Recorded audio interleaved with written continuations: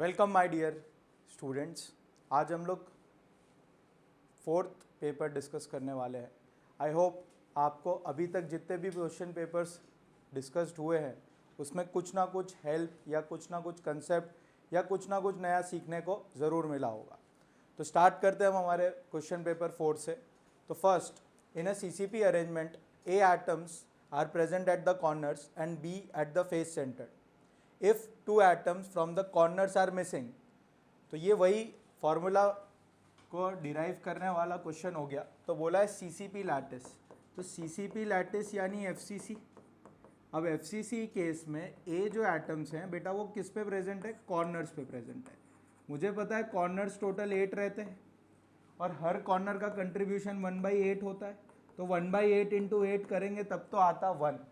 But story में ये twist है कि दो corner atoms are not present. तो दो कॉर्नर एटम्स को हमें नहीं रखना है। दैट मीन्स एक कॉर्नर का कंट्रीब्यूशन अभी भी 1/8 ही है, but total number of atoms तो कितना है बेटा? 6। कॉर्नर एटम्स तो 8 होने चाहिए पर 2 नहीं है ना। तो यहाँ पे कितना रेशियो आ गया बेटा? 3/4। ए का जो फॉर्मूला बन रहा है वो 3/4 बन रहा है बेटा। आगे देखते हैं। B are present at the face centre. अगर बेटा कोई भी चीज फेस के सेंटर पे प्रेजेंट रहती है तो वो दो ही रूमों में कॉमन हो सकता है। यानी बी एटम का एक रूम में कंट्रीब्यूशन 1/2 है और टोटल ऐसे फेसेस कितने हैं बेटा? 6 फेसेस है। तो अल्टीमेटली आपके पास बी का फॉर्मूला कितना आया? 3। तो मैं इधर लिखूंगा B3। अब हमें पता है कि सिंपलेस्ट होल नंबर रेशियो में एक्सप्रेस करना रहता है। 3 से 3 कट गया, 4 उधर चला गया। A1B4 will be your formula. Done. तो आपका डी आंसर सही होगा। समझ आ गई बात? चलो नेक्स्ट बढ़ते हैं। Which defect increases the density of a crystal lattice. तो बेटा ये बहुत अच्छा थ्योरी वाला पार्ट है। तो हमने फ्रिंकल्स डिफेक्ट में पढ़ा था जिसमें लैटिस में से कैटायंस अपनी पोजीशन छोड़ के इंटरस्टिशियल पोजीशन पे चले जाते हैं, यानी उस केस में कोई डेंसिटी में चेंज आता नहीं है। स्कॉटकी डिफेक्ट, स्कॉटकी डिफेक्ट में हमने देखा था बेटा क्या होता था? Equal number of cations and anions are missing from the lattice, यानी नंबर बाहर हुए यानी डेंसिटी क्या हो गई है बेटा? डिक्रीज हो गई है। नेक्स्ट आ जाओ इंटरस्टिशियल डिफेक्ट। अब ये बहुत इंपॉर्टेंट कंसेप्ट है। इंटरस्टिशियल डिफेक्ट्स में बाहर का कोई एटम आता है और वो इंटरस्टिशियल साइट को ऑक्यूपाई करता है। सर रिपीट, बाहर का कोई एटम आता है, कोई भी एटम या कोई मॉलिक्यूल आएगा और वो इंटरस्टिशियल साइट को ऑक्यूपाई करेगा। बिल्कुल सही। उस टाइप के डिफेक्ट को क्या बोलते हैं? Interstitial defect. यानी लैटिस में तो जितने थे उतने है ही, बाहर से भी आया एक्स्ट्रा एटम, यानी मास बढ़ा यानी डेंसिटी बढ़ गई बेटा। तो बोला ना डेंसिटी किस में इंक्रीज होगी? तो इंटरस्टिशियल डिफेक्ट्स में। डन। आगे बढ़ते हैं नेक्स्ट। एफ सेंटर इन आयनिक क्रिस्टल्स। तो बेटा एफ सेंटर की डेफिनेशन क्या होती है? आपको ये एफ सेंटर जो रहता है वो कहाँ देखने को मिलता है? मेटल एक्सेस डिफेक्ट्स में। उसमें होता क्या है कि मान लीजिए कि अगर मैं NaCl का लैटिस है, कंपाउंड है, उसको मैं हीट करता हूँ तो NaCl में अरेंजमेंट कुछ ऐसा देखने को मिलता है हमें, प्लस माइनस। माइनस बेटा हमारा क्लोरीन इंडिकेट कर रहा है और प्लस जो रहता है बेटा वो क्या इंडिकेट कर रहा है? Sodium ion. ठीक है। अब इसको सोडियम एटमॉस्फेयर में अगर मैं हीट करता हूं, क्या करता हूं बेटा? हीट करता हूं, तो होता क्या है कि एनायनिक पार्ट, कौन सा पार्ट सर? Anionic part. ध्यान देना, मैं आपको एफ सेंटर एक्सप्लेन कर रहा हूं। एनायनिक पार्ट अपना लैटिस पोजीशन छोड़ देता है और वो एटमॉस्फेयर के Na के साथ कंबाइन होता है और क्या बना देता है? NaCl। पर सर एटमॉस्फेयर में तो सोडियम Na के फॉर्म में है, तो यानी उसको अपने आप को ऑक्सीडाइज करना पड़ेगा और वो इस ऑक्सीडेशन प्रोसेस में एक इलेक्ट्रॉन रिमूव करेगा अपने से। तो बेटा यहाँ जो आपको ये Cl, ये एक माइनस दिख रहा था, वो तो अब आपको सरफेस पे आता हुआ दिखेगा और जो बाहर से Na आया वो ऊपर। यहाँ पे वैकेंसी क्रिएट हुई, इस वैकेंसी में आपका इलेक्ट्रॉन आके बैठ जाता है। इसी चीज को बोलते हैं एफ सेंटर। ये बात क्लियर है? जब इलेक्ट्रॉन आपका एनायनिक वैकेंसी को भरे तब उसे क्या बोलते हैं बेटा? F centre. तो देखो लैटिस साइट्स कंटेनिंग इलेक्ट्रॉन, यहाँ लैटिस साइट्स में इलेक्ट्रॉन बैठे, बिल्कुल सही सर। ये लैटिस साइट्स ही थी ना, इंटरस्टिशियल साइट थोड़ी ना थी। क्लोरीन एटम यहाँ पे बैठा था, क्लोरीन एटम गया कहाँ गया, मेटल की सरफेस पे, किसके साथ गया, Na के साथ, वहां पे इलेक्ट्रॉन जाके बैठा, इसीलिए आपका ऑप्शन ए राइट आंसर होगा, lattice site containing electrons. Vacant lattice sites बिल्कुल गलत, interstitial site containing electrons, interstitial site पे नहीं गया है, जिस साइट पे क्लोरीन था, लैटिस साइट पे, लैटिस मतलब जहां एनायन कैटायन मिलने की पॉसिबिलिटी होती है, वहां से वो नेगेटिव क्लोरीन गया और उसकी जगह इलेक्ट्रॉन आ गया। डन बेटा, आगे बढ़ते हैं। तो देखो हमने ऑलरेडी पहले के पोर्शन में डिस्कस कर रखा था ऐसे टाइप के question, which substance shows paramagnetism when heated. तो हमें 3 लोगों के बारे में एकदम अच्छी तरह से पढ़ा होना चाहिए, फेरोमैग्नेटिज्म, एंटी फेरोमैग्नेटिज्म और फेरीमैग्नेटिज्म। तो फेरीमैग्नेटिज्म वो लोग रहते थे जिनमें डोमेन्स पैरेलल भी, एंटी पैरेलल भी हो, बट अनइक्वल नंबर में पैरेलल और एंटी पैरेलल प्रेजेंट रहते हैं, उसको फेरीमैग्नेटिज्म बोलते हैं, फेरीमैग्नेटिज्म। अब वो फेरीमैग्नेटिक कंपाउंड्स को जब मैं हीट करता हूं तो वो पैरामैग्नेटिक कंपाउंड में कन्वर्ट हो जाते हैं। तो सर फेरीमैग्नेटिक कंपाउंड्स के एग्जाम्पल क्या होते हैं, तो आपके पास एग्जाम्पल Fe3O4 है, आपके पास फेरेट्स हो गए, फेरेट्स किसके हो जाते हैं बेटा, Fe2O3, आप Mg का भी ले सकते हो और Zn का भी ले सकते हो। तो these are those ferrites that are ferrimagnetic, but जब हम उन्हें हीट करते हैं तो पैरामैग्नेटिज्म में कन्वर्ट हो जाते हैं, ये बात क्लियर है। एंड व्हाट आर फेरीमैग्नेटिक कंपाउंड्स, जिसमें डोमेन्स पैरेलल और एंटी पैरेलल पोजीशन पर है और अनइक्वल सीक्वेंस में, ये बात क्लियर है कि नहीं। तो आपका आंसर क्या हो जाएगा बेटा इस केस में, बी। ओके, चलो आगे बढ़ते। An unripe mango placed in a concentrated salt solution to prepare pickle shrivels because, shrivel मतलब सिकुड़ जाना। तो क्यों सिकुड़ता है बेटा, हाँ, ऑस्मोसिस प्रोसेस के वजह से। किसके वजह से बेटा, osmosis, it loses water due to osmosis, ये बात क्लियर है कि नहीं। नेक्स्ट, ये थ्योरी वाला देखो, फिजिकल केमिस्ट्री नॉट ओनली आपको न्यूमेरिकल पार्ट से डीलिंग करवाता है, आपको थ्योरी भी उतनी ही इक्विवेलेंट वे में पता होनी चाहिए। ऐसा नहीं सर फिजिकल का चैप्टर है तो सर हम फॉर्मूले ही पढ़ते रहे, नहीं बेटा, गलत। आपको इक्वल वेटेज थ्योरी पार्ट को भी देना है, क्योंकि थ्योरी पार्ट ही कंसेप्ट डेवलप करते हैं फिजिकल केमिस्ट्री के अंदर, ये बात क्लियर है। चलो नेक्स्ट आगे बढ़ते हैं। To produce difference between the freezing point and boiling point of a solution by 105 degree Celsius, how much sucrose should be dissolved in 100 gram of water. तो बेटा थोड़ा इस क्वेश्चन को समझते, लेंदी जाएगा, आपके दिमाग में अगर डेटा आ रहा होगा तो जाएगा, नहीं आ रहा तो सीख जाएंगे, ये बात क्लियर है। तो कभी भी लेंदी क्वेश्चंस आते हैं तो उनको एस्केप करने की जगह फेस करो। हर बार ऐसा नहीं है कि आप लेंदी कर रहे हो तो गलत ही कर रहे हो, कभी कभी 1-2 क्वेश्चन लेंदी आ सकते हैं फिजिकल केमिस्ट्री में, ये बात समझ आ रही है कि नहीं। चलो नेक्स्ट, तो देखो डेल्टा टी बी किसके बराबर होगा बेटा, आई इंटू के बी इंटू मोलालिटी, क्योंकि सुक्रोज है जो ग्लूकोज की फैमिली के बिलोंग करता है, तो आई वेंट ऑफ फैक्टर की वैल्यू तो 1 हो, इंटू के बी इंटू मोलालिटी। अब हमेशा बॉइलिंग एलिवेशन शो करता है और फ्रीजिंग डिप्रेशन शो करता है। तो डेल्टा टी बी कैसे ओपन होगा बेटा, T S minus T not के फॉर्म में, क्योंकि सारी चीजें डिग्री सेल्सियस में ही मेंशन कर रखी है, इसीलिए हम वाटर का जो भी बॉइलिंग पॉइंट है वो डिग्री सेल्सियस में ही मानेंगे और फ्रीजिंग पॉइंट है उसको भी किस में मानेंगे, डिग्री सेल्सियस में। तो वाटर का जो बॉइलिंग पॉइंट रहता है वो 100 डिग्री सेल्सियस है, दैट इज टी नॉट की वैल्यू 100 हो गई। तो टी एस की वैल्यू कितनी हो जाएगी बेटा, के बी की वैल्यू में सब्सटीट्यूट कर रहा हूं तो 0.1 मोलालिटी प्लस 100, ये बात समझ आई। नेक्स्ट, जो पैरामीटर में वर्क करने को दिया है उसने बोला डिप्रेशन इन फ्रीजिंग पॉइंट आ गया, delta T f is equals to i into K f into molality, आना ही आना चाहिए दिमाग में, इसके अलावा और कुछ आना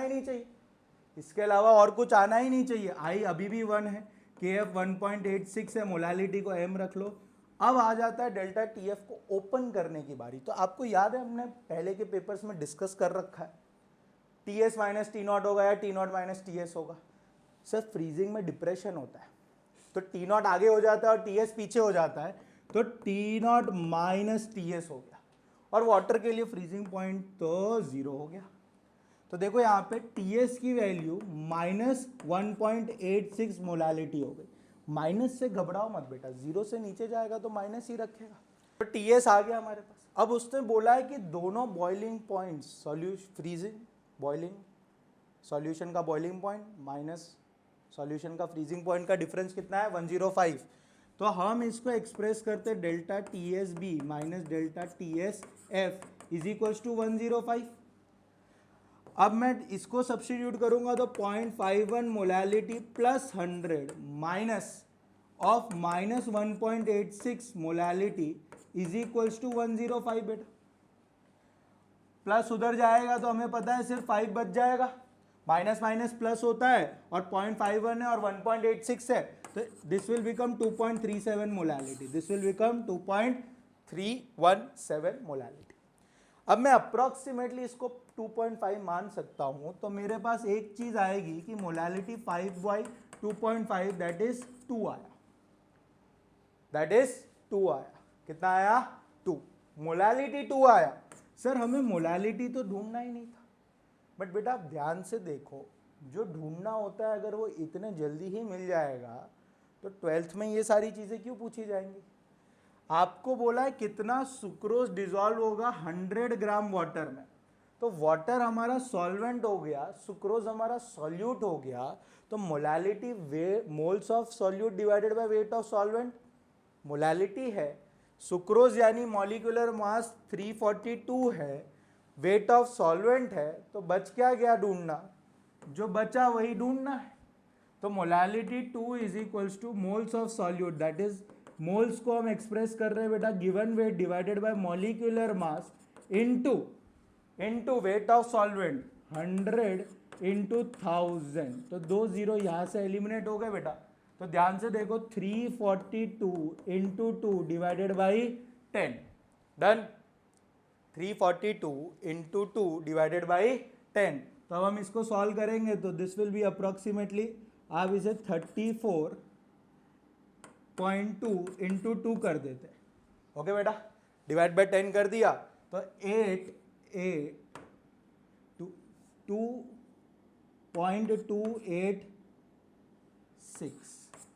68.2 ये तो हमने इसके रिस्पेक्ट में सॉल्व किया है। अब आप देखो सबसे क्लोजेस्ट ऑप्शन कौन सा आपको दिख रहा होगा, तो A 72 ग्राम, और इसका कारण आपको समझ आ रहा है, यहाँ पे जो मैंने अप्रॉक्स किया है, अगर आप 2.37 वैल्यू लेते तो ये 2 से ज़्यादा आता, अगर ये 2 से ज़्यादा आता तो मल्टीप्लिकेशन भी इससे ज़्यादा आता, तो इससे बहुत ज़्यादा तो नहीं आना था, इससे बहुत ज़्यादा तो नहीं आना था, तो मैक्सिमम क्लोजेस्ट आंसर क्या होगा बेटा 72 ग्राम, डन। थोड़ा लेंदी था, आई एक्सेप्ट, बट ये कंसेप्ट बहुत अच्छा बिल्ड करके जा रहा है, ठीक है। इस क्वेश्चन को बहुत अच्छी तरह से प्रैक्टिस कर लेना। Next, at a certain temperature vapour pressure of pure element A and B, अगर दोनों कंपोनेंट्स का वेपर प्रेशर दिया है, यानी दोनों कंपोनेंट्स वोलेटाइल होंगे, क्या होंगे, वोलेटाइल।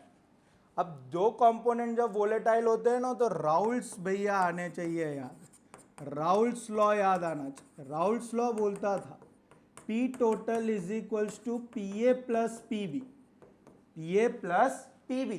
PA किसके बराबर होता है बेटा, P naught A into XA plus P naught B into XB, done. अब आ जाओ next, if the solution has equal moles of A and B elements then the vapor pressure of the solution, यानी एक beaker में दो volatile liquids हैं, दोनों के मोल सेम है लिक्विड फेज में, जब वो वेपर बन रहे होंगे तो सरफेस के ऊपर आपको कितना प्रेशर फील हो रहा है, ये हमें ढूंढना है।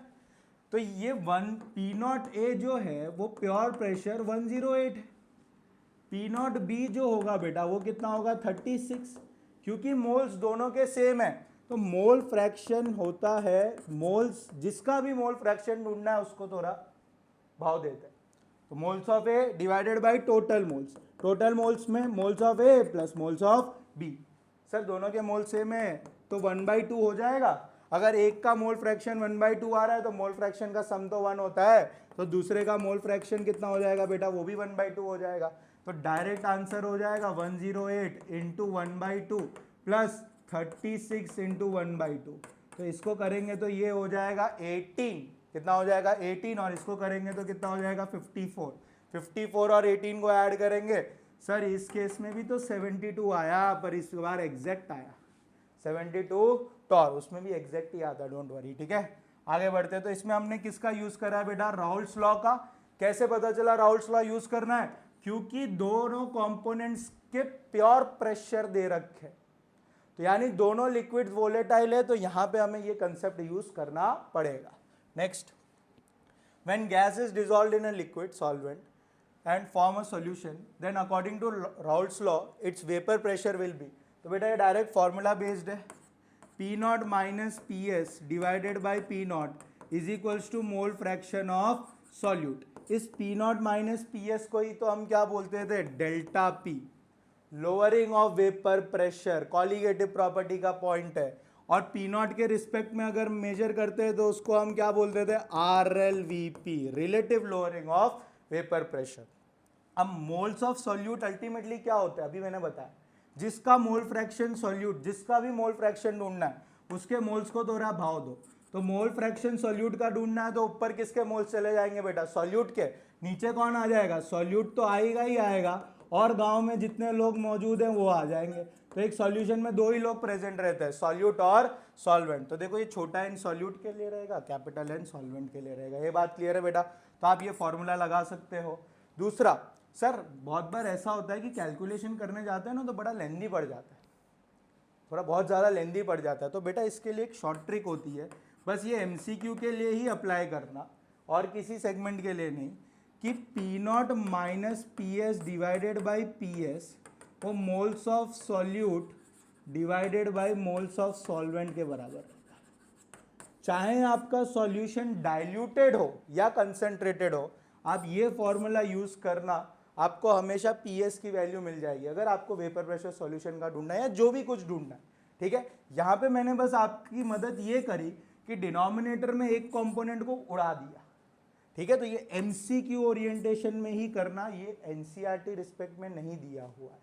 ये बात क्लियर है बेटा, चलो आगे बढ़ते। तो इधर हमारा आंसर कौन सा हो जाएगा, ए ऑप्शन, डन।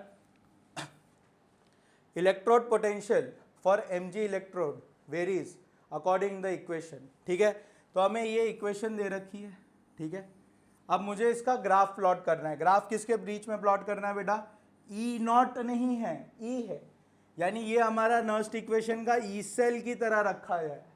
इसको हम किसकी तरह ट्रीट करेंगे बेटा, ई नॉट सेल की तरह ट्रीट करेंगे। ये बात क्लियर है, और हमें पता है कि हम तो कौन से कंपोनेंट को लेते हैं जो एक्वस स्टेट में रहता है। ये बात क्लियर है। तो देखो अब हम इसको थोड़ा सा समझदारी से मैथ्स लगाएंगे। तो हमें पता है log 1/a को माइनस log a लिख सकते हैं बेटा। जब log के अंदर की चीज को थोड़ा रेसिप्रोकल करता है, रेसिप्रोकल मतलब नीचे का ऊपर, ऊपर का नीचे, तो नीचे का ऊपर करते हैं ना तो log माइनस के साथ ओपन होता है। तो अगर आप यहां ध्यान दो तो हमें ये आपका y एक्सिस है, तो y is equals to mx, y is equals to mx plus c में c will be your constant. जो c रहता है ना बेटा वो ये बताता है कि y इंटरसेप्ट कितना है। तो पहले तो c की वैल्यू है, और वो वैल्यू किसके बराबर है, ई नॉट एम जी प्लस 2, किस में जा रहा है, एम जी में, यानी नेचुरल सी बात है वो जीरो से तो स्टार्ट होगा नहीं। जीरो से लाइन कब स्टार्ट होती, जब c क्या होता, 0।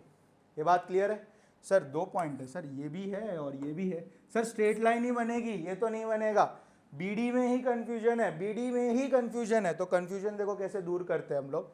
अब देखो मैंने आपको बोला इस log mg प्लस 2 ऊपर होना चाहिए, तो यानी मैंने उसको ऊपर किया, बट ऊपर करने में क्या हुआ, माइनस आया, और माइनस का माइनस क्या होता है बेटा, प्लस।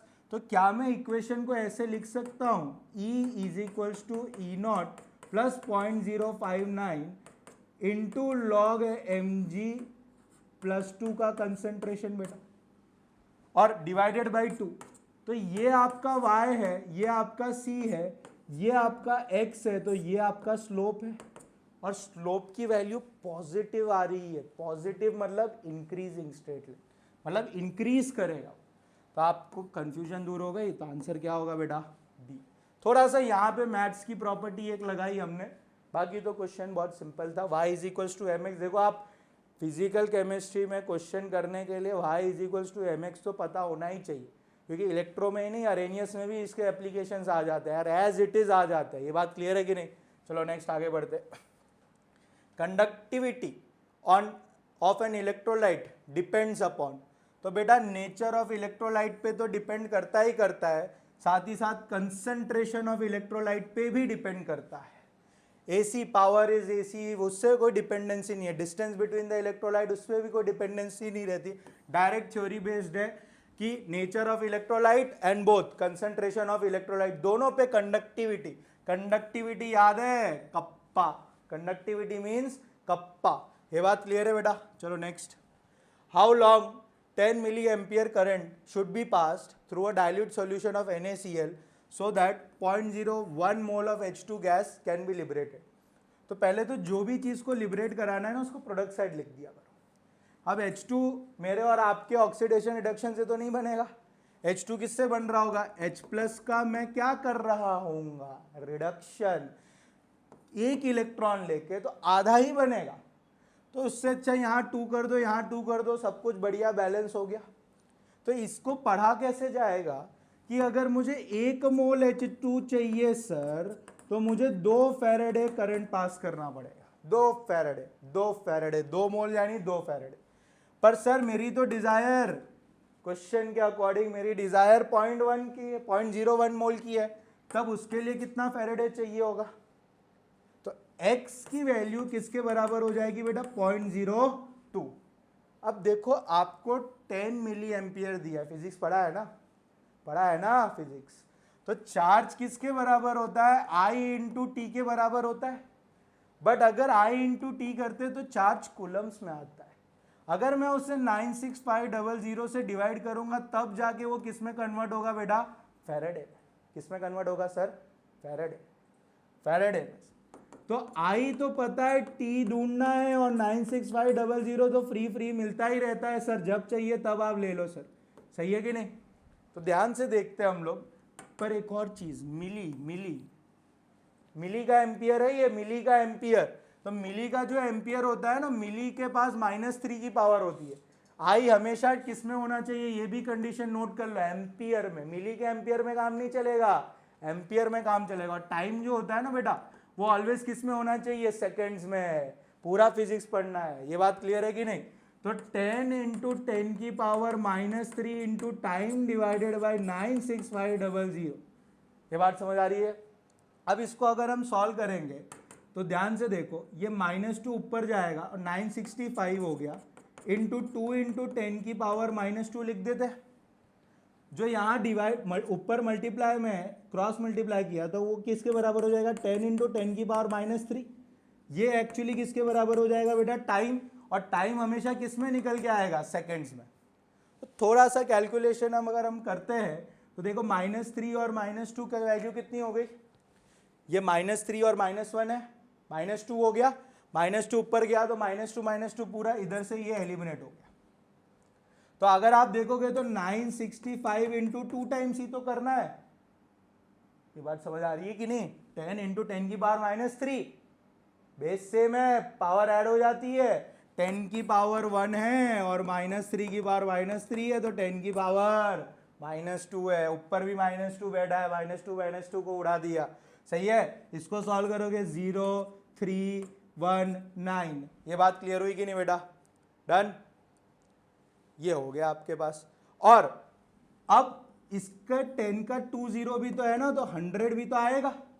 तो ये टोटल कितना हो जाएगा? अगर मैं डेसिमल में कन्वर्ट करने जाऊंगा तो 19.3 इंटू 10 की पावर 4 सेकेंड। ध्यान देना सर, ये आप जोश में 2 0 तो भूल गए थे, वो तो अभी दिखा आपको। तो ये याद रखना, ये 10 की पावर 2 क्यों आया? क्रॉस मल्टीप्लाई किया तो यहाँ तो बेटा 965 का ही मल्टीप्लीकेशन किया है ना। ये -2 तो 2.02 को 2 बनाने में लगा, वो 2 जीरो तो अभी रखे भूला नहीं था, रखे जानबूझ के। ये बात क्लियर है कि नहीं? तो ये आंसर हो जाएगा बेटा आपका, ये बी वाला केस हो जाएगा। डन। बहुत अच्छा क्वेश्चन है, ऐसे टाइप के क्वेश्चंस आते ही है, इनको नोट कर लो, बहुत इजी है, बस थोड़ा कैलकुलेटिव है। आपको क्यू के बारे में पता चलना चाहिए, क्यू कैसे ढूंढते हैं। क्यू और भी एक तरीके से ढूंढते हैं, n into e, charge on one electron into number of electrons. चलो आगे बढ़ते हैं। According to Arrhenius equation rate constant k is equals to this. ये तो अरेनियस की पैरेंट इक्वेशन है।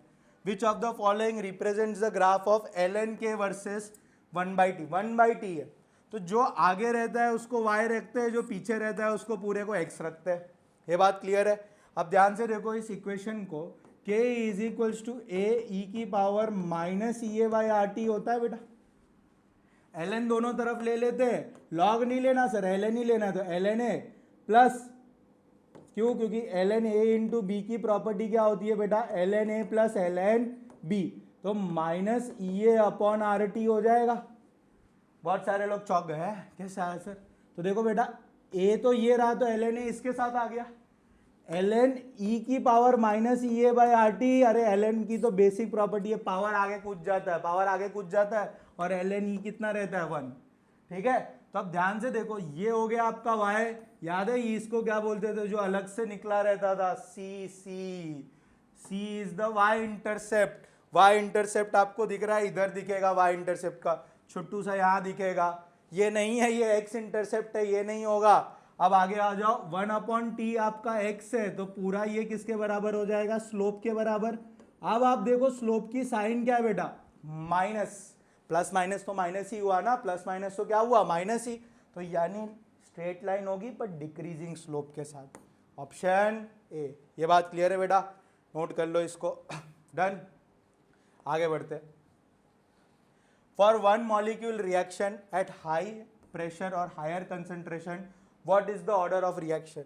बेटा ये एक बहुत ही अच्छे क्वेश्चन का सब पार्ट है, इसको मैं इसीलिए इंक्लूड कर रहा हूँ क्योंकि ये गुड सेट लेवल पे बहुत अच्छी तरह से एप्लीकेबल रहेगा। ये इससे थोड़ा डेरिवेटिव फॉर्म में ये क्वेश्चन आता है जो बहुत ही इक्विलिब्रियम के कंसेप्ट को भी इन्वॉल्व कर रहा था, दुनिया भर की चीज़ों के। बट हमें हमारे लेवल पे इतना ही पता होना चाहिए कि अगर वन मॉलिक्यूल रिएक्शन है तो हायर प्रेशर और हायर कॉन्सेंट्रेशन में उसका ऑर्डर 1 होगा, और अगर लो प्रेशर या लो कंसेंट्रेशन होता है ना तो ऑर्डर 2 होता है। ये ऑर्डर 2 कब होता है? जब लो कंसेंट्रेशन होता है या तो लो प्रेशर होता है। ठीक है, ये बहुत ही अच्छे क्वेश्चन का पार्ट है जेई के। ठीक है, तो आप बस इस लेवल को समझो। ठीक है, क्या है कैसे, कभी कभी कुछ क्वेश्चन तो देख के भी ठीक हो जाते हैं ना, तो ये वैसे क्वेश्चन है। ये बात क्लियर है कि नहीं? For one molecule reaction at higher pressure और higher concentration, what is the order? Higher pressure higher concentration order 1, lower pressure lower concentration order 2 रहेगा। ठीक है, आगे बढ़ते। Generally 10 degree Celsius of a temperature should be increase to double the rate of reaction. बिल्कुल सही है, NCERT की direct बात है। हर 10 डिग्री बढ़ाने पे रेट 2 टाइम्स बढ़ता है, बिल्कुल सही। If the temperature increases by 40 degree, sir by 40 बोला है, 240 नहीं बोला है। 2 का मतलब क्या होता है? वडोदरा टू मुंबई, तो आपकी फाइनल डेस्टिनेशन मुंबई हो गई। वडोदरा टू चेन्नई बाई मुंबई, यानी बाई का मतलब क्या? मुंबई रास्ते में आके चला जाए। बाई 40 का मतलब बोला है कि आपको 10, हर एक 10 पे 2 टाइम्स बढ़ा, फिर दूसरे 10 पे बढ़ाने पे और 2 टाइम्स, तो ऐसे कितना सेट बना 40 डिग्री तक? 4 टाइम्स। 4 टाइम्स हुआ ना। जिस भी टेम्परेचर पे थे आप, हर 10 डिग्री सेल्सियस पे थे, लेट्स से x पे थे, x प्लस 10 करोगे तो कितने टाइम्स बढ़ा? 2 टाइम्स। फिर एक बार x प्लस 20 करे, फिर एक और 2 टाइम्स, फिर और कितना करोगे बेटा? x प्लस 30 करेंगे, फिर x प्लस 40 करेंगे। तो ये बता रहा है 40 डिग्री से, तो 2 इंटू 2 इंटू 2 इंटू 2 करेंगे बेटा, कितना हुआ? 2 2 जा 4, 4 2 जा 8, 8 2 जा 16। तो ये आंसर हो जाएगा 16 टाइम्स। या आप जनरली ऐसे भी रिप्रेजेंट कर सकते हो 2:n। n बताएगा कितना है। मान लो 80 बाई 80 करा होता तो कमेंट्स में आंसर करके बताना, बाई 80 करा होता तो क्या आंसर आता। ये बात समझ आ रही है कि नहीं? तो ये ऐसे आपको सीक्वेंस पता होनी चाहिए। हर 10 डिग्री पे 2 गुना, हर 10 पे 2 गुना, हर 10 पे 2 गुना, तो 2 इंटू 2 इंटू 2 इंटू 2, 4 टाइम्स हुआ ना। ठीक है, ये बात क्लियर है कि नहीं? तो कमेंट में 80 तक पहुंचाना होगा तो करके बताना क्या आएगा बेटा। चलो आगे बढ़ते हैं। For a chemical reaction what can never be a fraction. Sir order तो फ्रैक्शन हो सकता है और नेगेटिव भी हो सकता है सर, सही है। हाफ लाइफ भी हो सकती है, वो तो मैथमेटिकल चीज़ है, वो तो हो ही सकती है सर। मॉलिक्यूलैरिटी, मॉलिक्यूलैरिटी का मतलब रहता है कि किसी भी रिएक्शन में जो total number of molecules participate करते हैं। अब हमारे लेवल में कभी मॉलिक्यूलैरिटी जीरो तो हो नहीं सकती। मॉलिक्यूलैरिटी जीरो का मतलब क्या हुआ कि कोई रिएक्टेंट ही नहीं है तो रिएक्शन ही नहीं है, ना रहेगा बांस ना बजेगी बांसुरी। और मैक्सिमम मॉलिक्यूलैरिटी कितनी पॉसिबल रहती है? हमने हमारी टेक्स्ट बुक में डायरेक्ट लाइन पढ़ी 3 तक। परफेक्ट कोलिजन, कोलिजन थ्योरी के अकॉर्डिंग क्या होता है कि परफेक्ट कोलिजन से ही जाके रिएक्टेंट किस में कन्वर्ट होते हैं? प्रोडक्ट तक। तो एक 3 भी बहुत ही हार्ड रहता है, ये बात क्लियर है कि नहीं? तो मॉलिक्यूलैरिटी ऐसी चीज है जिसको होल नंबर में ही रहना पड़ता है, पर वो जीरो नहीं रहेगा। होल नंबर नहीं बोलना सर, राहुल सर के स्टूडेंट है सर, नेचुरल नंबर बोलो सर। होल नंबर में तो जीरो आ जाता है ना, हाँ ये बात क्लियर है कि नहीं? तो मॉलिक्यूलैरिटी जीरो नहीं हो सकता, ये बात क्लियर है। और मैक्स टू मैक्स हम हमारे लेवल पे देखते हैं तो मॉलिक्यूलैरिटी 3 पॉसिबल है, ये बात क्लियर है कि नहीं? चलो आगे बढ़ते हैं। Next, on the basis of the data below predict which of the gases shows least adsorption on a definite amount of charcoal। तो बेटा गैसेस एड्जॉर्प्शन कैसे करते हैं? जैसे मान लेते ये कोई भी चारकोल है या मेरा मेटल का सरफेस है, आप ऐसे प्रिडिक्ट करो।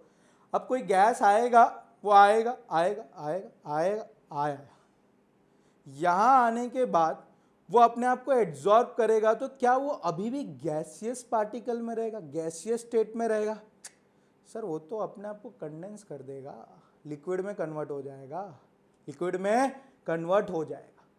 तो यानी एक तरीके से बोलने जाए, अगर हम अपने बचपन की यादों में थोड़ा थोड़ा पीछे झलक पाएंगे तो कभी किसी ज़माने में आपने कुछ ऐसे ग्राफ्स देखे होंगे, ये बात क्लियर है कि नहीं? हाँ, स्टेट्स ऑफ मैटर में क्रिटिकल टेम्परेचर लिक्विफिकेशन वाला पार्ट देखा होगा, तो ध्यान से देखो यहाँ पे वही वो क्रिटिकल टेम्परेचर के बारे में दिया है। एक ऐसा पीक, एक ऐसा पॉइंट जो क्रिटिकल पॉइंट रहता है, जहाँ पे मैं पीवी का ग्राफ बनाता हूँ और उस पॉइंट पे जो जो प्रेशर रहता है, critical pressure, critical volume, critical temperature. तो क्रिटिकल टेम्परेचर वो टेम्परेचर होता है जिसके ऊपर अगर आप गए तो लिक्विफिकेशन पॉसिबल नहीं है, जिसके ऊपर आप गए तो लिक्विफिकेशन पॉसिबल नहीं है। कौन से टेम्परेचर के ऊपर नहीं जाना है? क्रिटिकल टेम्परेचर के ऊपर नहीं जाना है। तो बोला है कौन सी गैस सबसे कम एड्जॉर्प्शन शो करेगी? सर जिसका टेम्परेचर सबसे कम होगा वो पहली फुर्सत में निकल जाएगी। क्यों?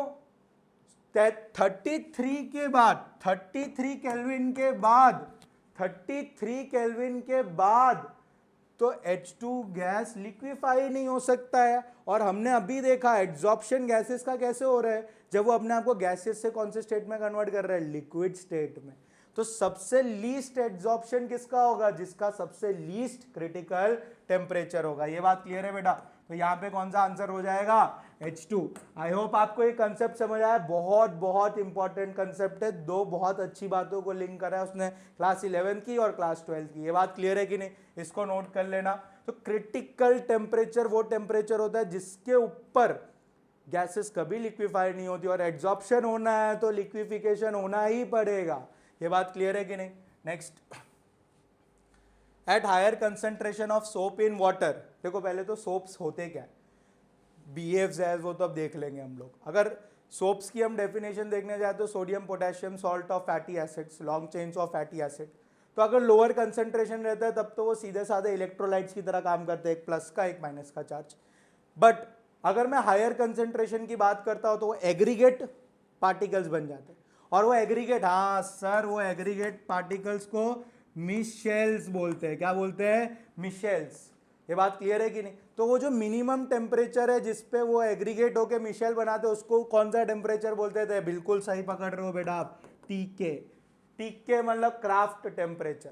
और जो मिनिमम कंसंट्रेशन चाहिए ना, वो उनको एग्रीगेट होना, मिलके मिलके मिलके वो मिशेल बनाने वाला केस, वो मिशेल बनाने वाले केस में जो मिनिमम टेम्परेचर चाहिए होता था ना, उसी को तो CMC बोलते हैं। क्या बोलते हैं? CMC।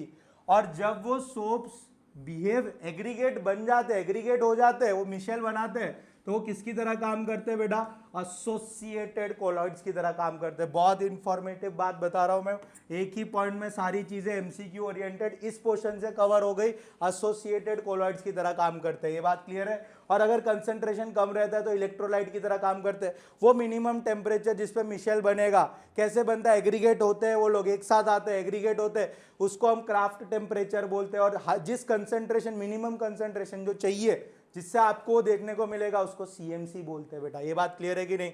आगे बढ़ते हैं। Work of zymase. Sir zymase का काम एकदम सिंपल है सर, ग्लूकोज को इथाइल अल्कोहल और कार्बन डाइऑक्साइड में कन्वर्ट करने का। Sir alcohol and carbon dioxide from glucose, catalyst की तरह काम करेगा। ये बात क्लियर है ना बेटा? आगे बढ़ते हैं। Which of the following is a reversible salt? तो बेटा रिवर्सिबल सॉल्ट का मतलब होता है lyophilic salts, that is liquid loving. और लायोफिलिक सॉल्ट की एग्जांपल सर हमें दुनिया भर के पता है, गम, जेलेटिन, रबर। ये बात क्लियर है कि नहीं? तो हमारे पास देखो कौन सा ऑप्शन है, जेलेटिन आ गया बेटा, तो रिवर्सिबल सॉल्ट। और लायोफोबिक को कौन से बोलते हैं, इरिवर्सिबल सॉल्ट। सर उनका एग्जांपल भी बता दो। तो मेटल और मेटल के सल्फाइड्स वो किस में आ जाते हैं सर, लायोफोबिक में, दैट इज इरिवर्सिबल। पर अभी हमारे को रिवर्सिबल पूछा है ना, तो लायोफिलिक की बात करेंगे, लायोफिलिक, ठीक है, लायोफिलिक सॉल्ट्स। ये बात क्लियर है बेटा? तो लायोफिलिक सॉल्ट्स हमेशा क्या कहलाते हैं, रिवर्सिबल सॉल्ट्स। डन। और उसका एग्जांपल क्या हो गया, gelatin. Done. When copper ore is mixed with silica in a reverberatory furnace, coppermate is produced.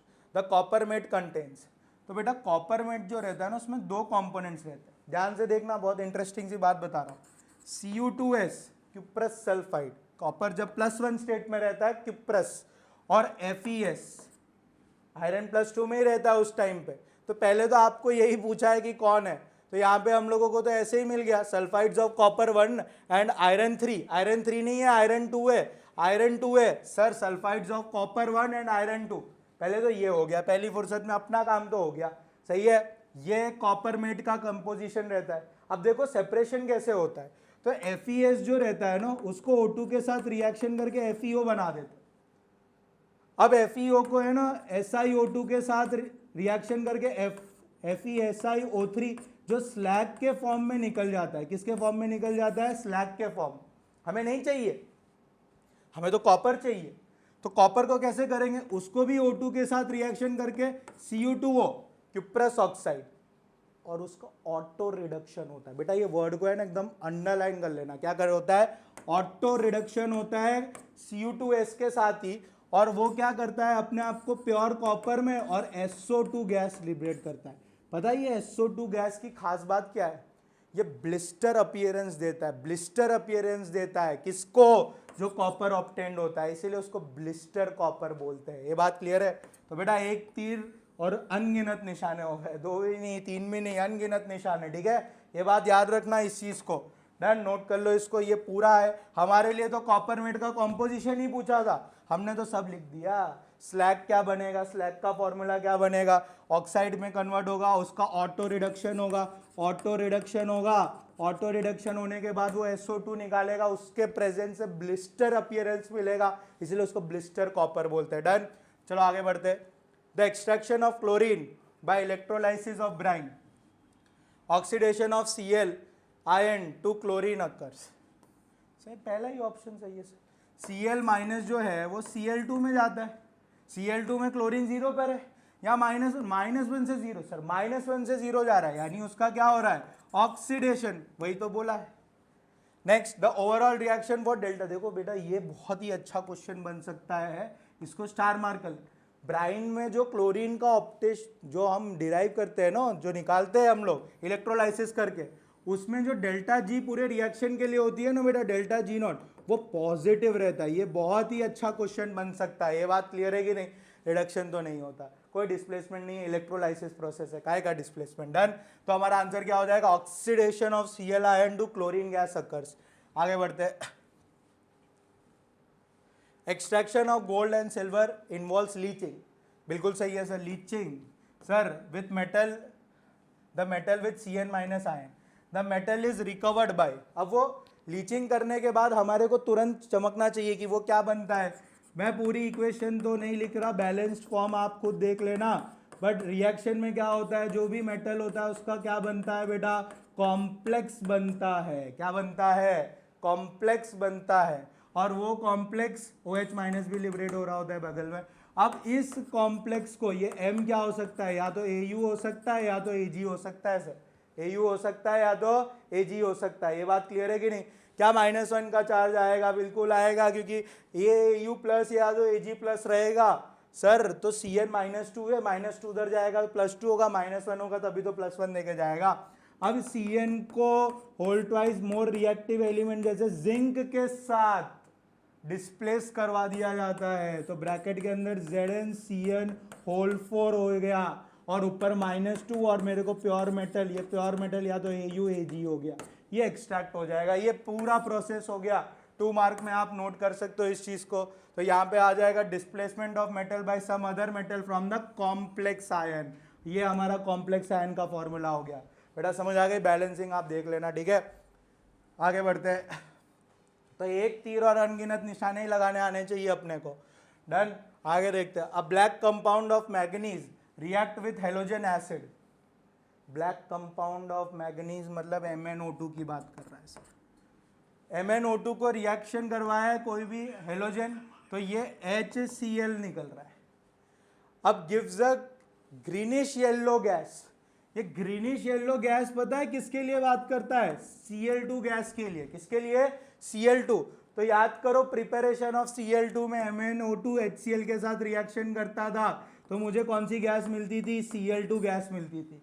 ये बात क्लियर है। Preparation of dichlorine, direct equation आई। लोग पूछते हैं ना सर पी ब्लॉक में क्या इक्वेशन याद करनी पड़ती है, करनी पड़ती।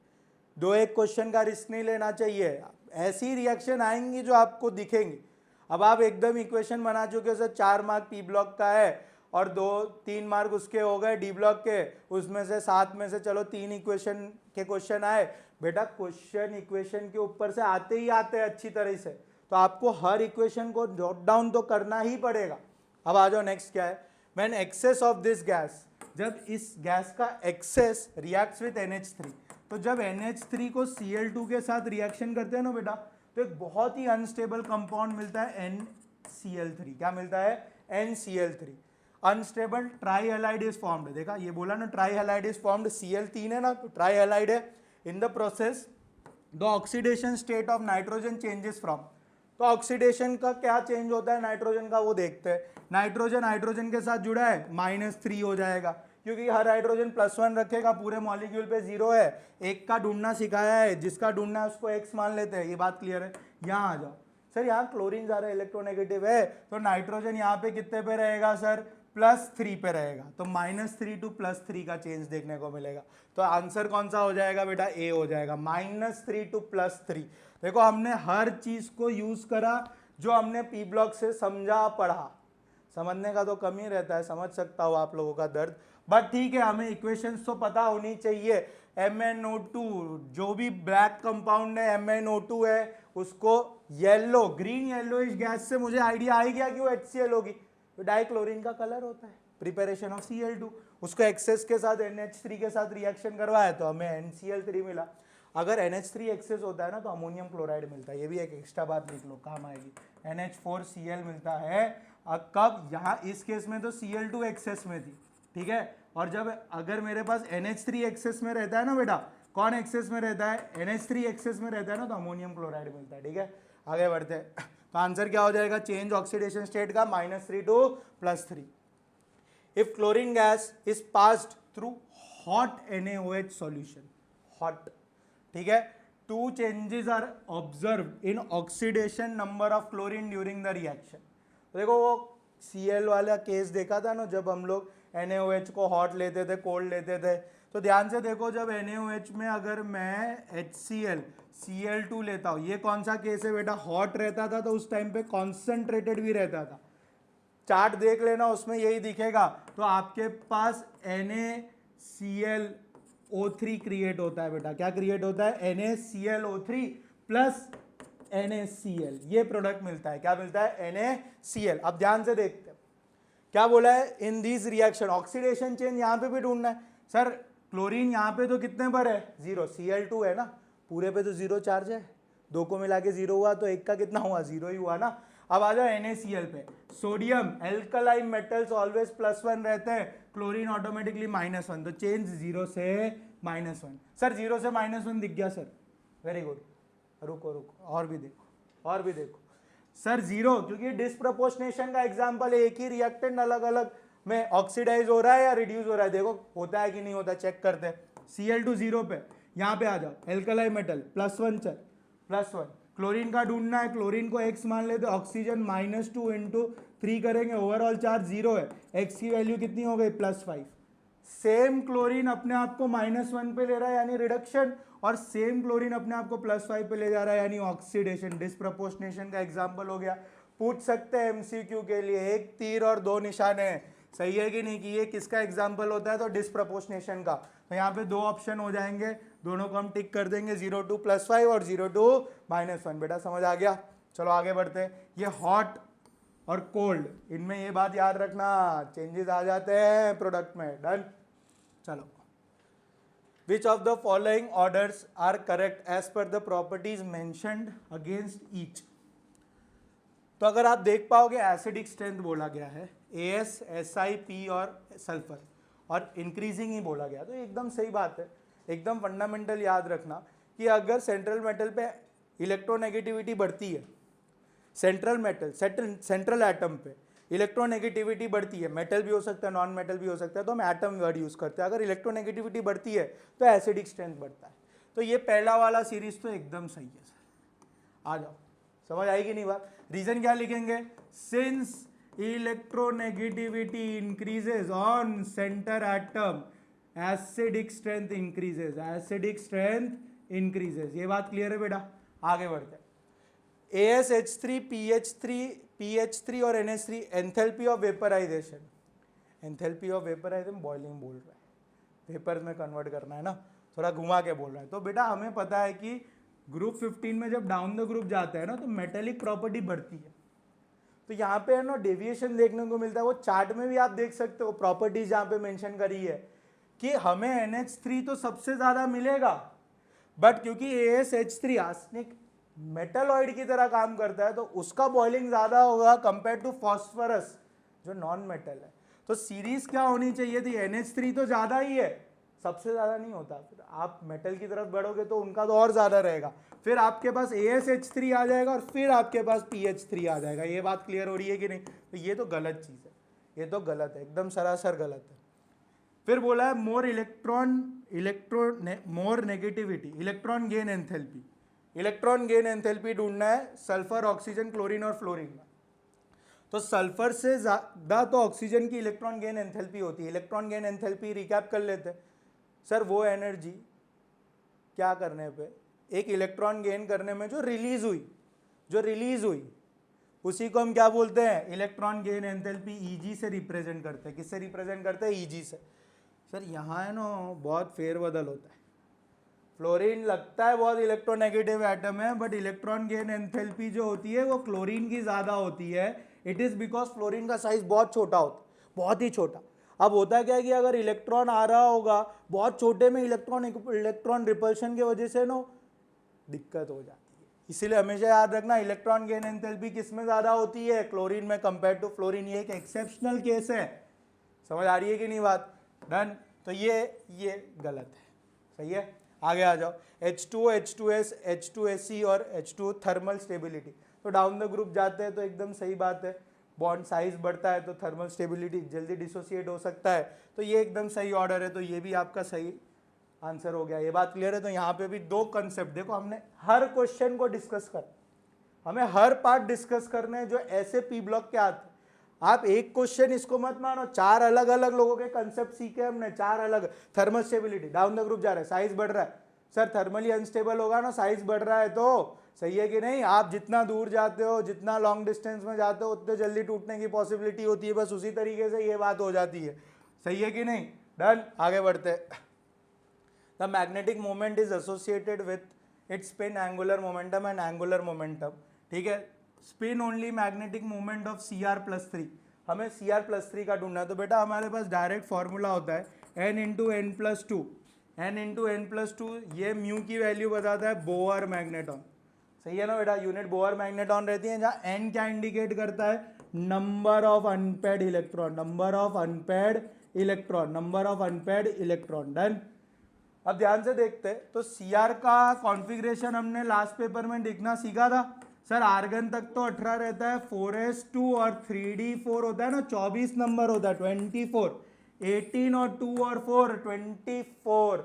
सर वहीं पे आपने इसको क्रॉस करा था, क्योंकि मैंने बताया था कि ये स्टेबल नहीं है, इससे ज़्यादा अच्छा सुंदर और सुशील आपको दिखेगा 4s1 और 3d5, क्योंकि दोनों भैया हाफ फील्ड है, ज़्यादा स्टेबल दिख रहे हैं।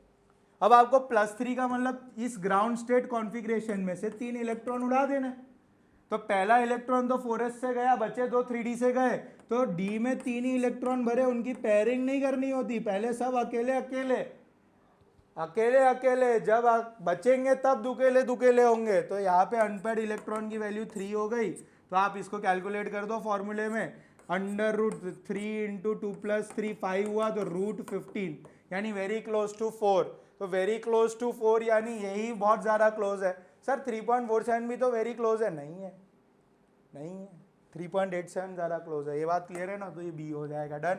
आगे बढ़ते, what is obtained when CrO3 is dissolved in NaOH। तो बेटा ये बहुत अच्छा क्वेश्चन है, ध्यान से देखो, CrO3 एक एसिडिक नेचर का ऑक्साइड है, जब मैं उसको NaOH में डिजॉल्व करता हूँ तब मेरे पास CrO4-2 क्रोमेट आयन बनता है।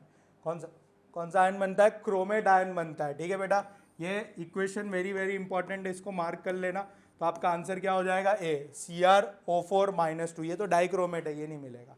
डन। आगे बढ़ते हैं, KMnO4 is oxo salt of, तो पहले तो हम देखते हैं ऑक्सो सॉल्ट्स क्या होते हैं। तो ऑक्सो सॉल्ट्स वो कंपाउंड होते हैं जिनमें बहुत ज़्यादा इलेक्ट्रोनेगेटिव एल्कलाई मेटल्स सॉल्ट के फॉर्मेशन में यूज हो रहे होते हैं। तो अगर आप देखोगे कि KMnO4 का जो ऑक्सो सॉल्ट डिराइव्ड होता है वो Mn2O7 से होता है, Mn2O7 डायरेक्टली NCERT ओरिएंटेड है बेटा। Mn2O7 को जब मैं किसके साथ रिएक्शन करता हूँ, KOH के साथ रिएक्शन करता हूँ, तब जाके मेरे को KMnO4 मिलता है, that is it's oxo salt. ये बात क्लियर है। तो देखो एक हाईली इलेक्ट्रोपॉजिटिव एल्कलाई मेटल आया ना, हाईली इलेक्ट्रोपॉजिटिव एल्कलाई मेटल आया कि नहीं आया ऑक्सो कंपाउंड में, ठीक है। तो इसीलिए हम इसको क्या बोलेंगे, KMnO4 का ऑक्सो सॉल्ट कौन हो जाएगा, Mn2O7, ठीक है। इसको नोट कर लो, ये भी बहुत इंपॉर्टेंट इक्वेशन है, ठीक है। ये इक्वेशन दी नहीं है, स्टेटमेंटल फॉर्म में दे रखी है NCERT में, स्टेटमेंटल फॉर्म में दे रखी है NCERT में, इसीलिए मैं इसको ऐसे करवा रहा हूँ। ये बात क्लियर है कि नहीं, इसको नोट कर लो बेटा, ऑक्सो सॉल्ट्स। डन। आगे बढ़ते हैं, CFSC for octahedral complex is 18,000 centimeter inverse. The CFSC for tetrahedral complex will be, तो हमें ये बात पता है कि ऑक्टाहेड्रल में भी d ऑर्बिटल की स्प्लिटिंग होती है और टेट्राहेड्रल में भी d ऑर्बिटल की स्प्लिटिंग होती है। ज़्यादा स्प्लिटिंग कहाँ होती है, जहाँ ज़्यादा लिगेंड्स होंगे। ज़्यादा लिगेंड्स कहाँ पे दिख रहे हैं बेटा, ऑक्टाहेड्रल में। टेट्राहेड्रल में कितने लिगेंड्स है, 4। तो अब रिलेशन है NCERT में direct, delta T represents splitting of tetrahedral complexes, that is equals to 4/9 delta O, 4/9 delta O, direct relation है। तो मेरे को डेल्टा टी ढूंढना है, डेल्टा टी किसके बराबर हो जाएगा, 4/9 इंटू 18,000, 18,000, सही है बेटा। ये कितना हो जाएगा, 2,000 हो जाएगा, ठीक है। तो इसको मैं मल्टीप्लाई करूंगा तो कितना हो गया, 8,000 सेंटीमीटर इनवर्स। ये क्या हो जाएगा, स्प्लिटिंग इन टेट्राहेड्रल कॉम्प्लेक्स। कुछ और देखने की जरूरत ही नहीं थी, डायरेक्ट सी बात थी, 8,000 सेंटीमीटर इनवर्स। डन। आगे बढ़ते हैं, what kind of isomerism exist between CrH2O Cl3। ध्यान से देखना, जब ऐसा वाला केस आता है ना, तो आपको पेन उठाने की भी जरूरत नहीं, आपको डेफिनेशंस पता होनी चाहिए। हाँ, पर जब वो ज्योमेट्रिकल और ऑप्टिकल आइसोमेरिज्म आता है ना, तो आपको पेन उठाने की जरूरत है। तो यहां देखो CrH2O6, number of water molecule, solvent कितने हैं कॉम्प्लेक्स के अंदर, 6, काउंटर आयन कितने हैं, Cl है, और कितने बार, 3। ध्यान से देखना, आपको किसके साथ कंपेयर करना, पहले तो आइसोमर मतलब मॉलिक्यूलर फार्मूला सेम होना चाहिए, सही है, स्ट्रक्चर या किसी में भी वेरिएंस होना चाहिए। तो नंबर ऑफ वाटर मॉलिक्यूल्स अंदर 6 है और बाहर अब इस केस में कितने हो गए 5, यानी वाटर बाहर गया। वैसे टाइप के आइसोमर्स को हम क्या बोलते थे, बिल्कुल सही पकड़ रहे हो बेटा, solvate. Solvate isomers. Linkage isomers तो कब आता था, जब एम्बिडेंट होते थे, नाइट्रीटो NO2, याद है लास्ट पेपर में NO2 में N भी जुड़ सकता था और O भी जुड़ सकता था, वैसे टाइप का आइसोमर को लिंकेज बोला जाएगा। आयोनाइजेशन में क्या होता है बेटा, जब काउंटर आयन खुद लिगेंड की तरह काम कर सकता है तो बाहर अंदर बाहर अंदर। सर ये भी तो वैसा ही है, ऐसा है, बट इसमें नंबर ऑफ मॉलिक्यूल्स तो वाटर के उतने ही रहे, बट वाटर बाहर चला गया और एक Cl अंदर आ गया। ये बात क्लियर है। तो ऐसे टाइप को हम क्या बोलेंगे, सॉल्वेट आइसोमर। कोऑर्डिनेशन आइसोमर कब होते हैं, जब दोनों स्पीयर रहते हैं, दोनों के लिगेंड्स के बीच में इंटरचेंज हो जाएगा ना, दोनों कोऑर्डिनेशन स्पीयर अगल बगल एकदम दिखने चाहिए। स्पीयर में अगर इंटरचेंज हो गया ना, इधर क्या इसकी टोपी उसके सर, उसकी टोपी इसके सर, कोऑर्डिनेशन आइसोमर, डन। तो इस केस में क्या हो जाएगा बेटा, solvate isomer. Okay, next, which of the following options are correct for FeCN6-3। तो सबसे पहले तो आयरन का एटॉमिक नंबर हमें पता होना चाहिए, तो फटाक से बता दो 26, Fe का नंबर 26। जब मैं फिलिंग करूंगा तो आर्गन 18 तक की तो पूरी जिम्मेदारी ले बैठा है, ठेका तो आर्गन नहीं ले रखा है 18 नंबर तक भरने का आपके लिए, आगे के तो आप भरो 4s2 और 3d6, 4s2 और 3d6। अब ध्यान से देखते हैं बेटा यहाँ पे, तो यहाँ पे मुझे Fe का ऑक्सीडेशन नंबर चाहिए, क्योंकि ये तो Fe के ग्राउंड स्टेट का कॉन्फ़िगरेशन है। कौन से स्टेट का कॉन्फ़िगरेशन है, ग्राउंड स्टेट का। मेरा Fe कौन से पे एग्जिस्ट कर रहा है, तो x प्लस 1 Cn पे -1, टोटल 6 है, -3, x की वैल्यू +3 हो जाएगी। x की वैल्यू कितनी हो गई, +3, यानी 3 इलेक्ट्रॉन निकालने, तो 2 तो s से गए, पहले 2 s से जाएंगे, फिर बचा 1 जाएगा, तो 3d5 हो जाएगा बेटा। कितना हो जाएगा, 3d5। अब d5 को हम कैसे भरते हैं, 1 2 3 4, 1 2 3 4 5, लीगेंड पे आ जाओ। लास्ट क्लास में मैंने बताया था, लास्ट पेपर में हम डिस्कस कर रहे थे, Cn minus strong field ligand है। स्ट्रॉन्ग फील्ड लीगेंड हमेशा पेयरिंग करता है, एक पंडित की तरह काम करता है वो, जो भी बैचलर है ना उन सबको पेयर करता है, शादी करवाता है उन लोगों की। कौन, तो भैया 1 2 3 4 5, 5 कुंवारे तो जोड़े कितने बनेंगे, 5 कुंवारे तो जोड़े कितने बनेंगे, 2 ही बनेंगे ना। तो आप जब पेयरिंग करवाओगे तो कैसा केस दिख रहा होगा बेटा, ध्यान से देखना, 1 2 3 4 और एक अभी भी अनपेयर्ड रह गया। अब भाई पंडित की क्या गलती, अगर तुम पोपटलाल वाला नसीब लेके घूम रहे हो तो, पंडित की क्या गलती, अगर तुम पोपटलाल वाला नसीब लेके घूम रहे हो तो एक इलेक्ट्रॉन तो ऐसे ही छूट गया। तो अब देखो हम लोगों का लिगेंड क्या करता है, खाली घर भरना चालू करता है। तो पहले 2 खाली घर उसे डी से मिले, तो हाइब्रिडाइजेशन क्या हुआ, D2sp3, क्या हो जाता है, D2sp3, क्योंकि 3D के बाद कौन आता है बेटा, 4s, और 4s के बाद कौन आता है, 4p आता है। ये बात समझ आ रही है कि नहीं, डन। और दूसरी बहुत इंटरेस्टिंग बात, सर एक पोपटलाल बचा, सर एक पोपटलाल बचा, यानी नंबर ऑफ अनपेयर्ड इलेक्ट्रॉन 1, यानी स्पीसीज पैरामैग्नेटिक होगी। डाईमैग्नेटिक में नंबर ऑफ अनपेयर्ड इलेक्ट्रॉन कितने होने चाहिए, 0। अगर अनपेयर्ड इलेक्ट्रॉन 0 होंगे तो म्यू भी 0 होगा, इधर म्यू नॉट इक्वल टू 0 होगा। और हाइब्रिडाइजेशन क्या हो गया, D2sp3। तो एक तीर और कितने निशाने लगे इस बार, 2 ही लगे, 2 ऑप्शन सही हैं इसमें, डन। चलो बेटा आगे, alkyl fluorides are synthesised. Alkyl fluorides name reaction directly NCERT में से डायरेक्टली नेम रिएक्शंस को, चाहे MCQ हो चाहे थ्योरी के रिस्पेक्ट हो, डायरेक्टली पूछ लिया जाता है। कोई भी और एल्काइल हैलाइड को मैं चाहे AgF के साथ रिएक्शन करूँ, चाहे COF2 के साथ करूँ, चाहे तो SbF3 के साथ रिएक्शन कर ले, सही है, चाहे तो Ag2F2 के साथ रिएक्शन कर ले, हमें क्या मिलने वाला है बेटा, RF मिलेगा, alkyl fluoride, alkyl fluoride, alkyl fluoride ही मिलेगा। तो जब मेरे पास एल्काइल फ्लोराइड की प्रिपरेशन करनी होती है, उस रिएक्शन को कौन सी रिएक्शन बोलते हैं, वुड्स फिंकलस्टीन स्वार्ट्ज रिएक्शन बोलते हैं। सर कौन सी बोलते हैं, स्वार्ट्ज रिएक्शन। तो आप इनमें से किसी भी एक की कमी हो, आपके पास 4 भरने वाले लोगों को दे दिया, चाहे AgF के साथ करो, चाहे COF2 के साथ करो, चाहे SbF3 के साथ करो, चाहे Hg2F2 के साथ करो। तो ये बात क्लियर है। तो आपको और 2 ऑप्शन दिए, COF2 के प्रेजेंस में भी आप कर सकते थे, Hg2F2 के प्रेजेंस में भी, NaF और CaF2 नहीं काम का है, तो यहाँ पे कौन हो जाएगा, BC हो जाएगा। ये बात क्लियर है। नाम क्या है, हेलोजन एक्सचेंज के टॉपिक में आता है, और रिएक्शन का नाम क्या है, स्वार्ट्ज रिएक्शन, डन। आगे बढ़ते। विच of the following is present in hormone thyroxine. तो बेटा थायरोक्सिन में कौन सा हेलोजन कंपाउंड प्रेजेंट रहता है? आयोडीन। अगर आपके बॉडी में उसकी डेफिशिएंसी होती है, बायो वाले बहुत अच्छी तरह कनेक्ट कर पाएंगे, तो उनको गॉइटर की दिक्कत होती है। किसकी दिक्कत होती है? गॉइटर की। तो ये भी एक एमसीक्यू का पॉइंट बन सकता है कि अगर इस हार्मोन थायरोक्सिन का अगर डेफिशिएंसी रहती है तो कौन सा डिजीज कॉज कर सकता है? तो गॉइटर कॉज कर सकता है। ये बात क्लियर है कि नहीं? पर अभी जो उसने सिर्फ प्रेजेंस की बात करी है तो उसमें आयोडीन प्रेजेंट रहता है बेटा। डन। आगे बढ़ते हैं। Which of the following is most acidic. तो सबसे पहले तो हमें ये देखना है कि फिनॉल कौन है। फिनॉल का एसिडिक नेचर ज़्यादा अच्छा रहता है क्योंकि जो एल्कोक्साइड आयन के रिस्पेक्ट में जो फिनॉक्साइड आयन बनता है, फिनॉक्साइड आयन मतलब होता है जब मेरे पास फिनॉल का OH उड़ गया और O पे माइनस आ गया, this is known as phenoxide ion. तो फिनॉक्साइड आयन रेजोनेंस स्टेबलाइज्ड है। कैसा है बेटा? रेजोनेंस स्टेबलाइज्ड है। तो रेजोनेंस स्टेबलाइज्ड होने की वजह से ना, अब आप खुद सोचो, नेचर में आपको वो काम करना है जिसके होने के बाद आप स्टेबल हो। जब तक इस O के पास H हुआ करता था तब भी वो रेजोनेंस तो करता था, बट दिक्कत क्या होती थी? O पे तब प्लस चार्ज घूमता था, तो बहुत इलेक्ट्रोनेगेटिव पे प्लस चार्ज यानी स्टेबिलिटी कम होती। बट अगर H ही दूर निकल गया तो O माइनस में जब वो रेजोनेंस करेगा तो सिंगल डबल में कन्वर्ट होगा, O पे कोई प्लस चार्ज आएगा नहीं। तो आप वो रेजोनेंस स्टेबलाइज होगा तो खुद ही H को हटाने की कोशिश करेगा ना, तो इसीलिए फिनॉल की केस की एसिडिटी ज़्यादा होती है। अब इसमें भी कौन से फिनॉल ज़्यादा रहते हैं? जिनमें कोई -I और -M ग्रुप्स जुड़े, क्योंकि हमारे को एक डायरेक्ट रिलेशन पता होना चाहिए बेटा एसिडिक स्ट्रेंथ और बेसिक स्ट्रेंथ से।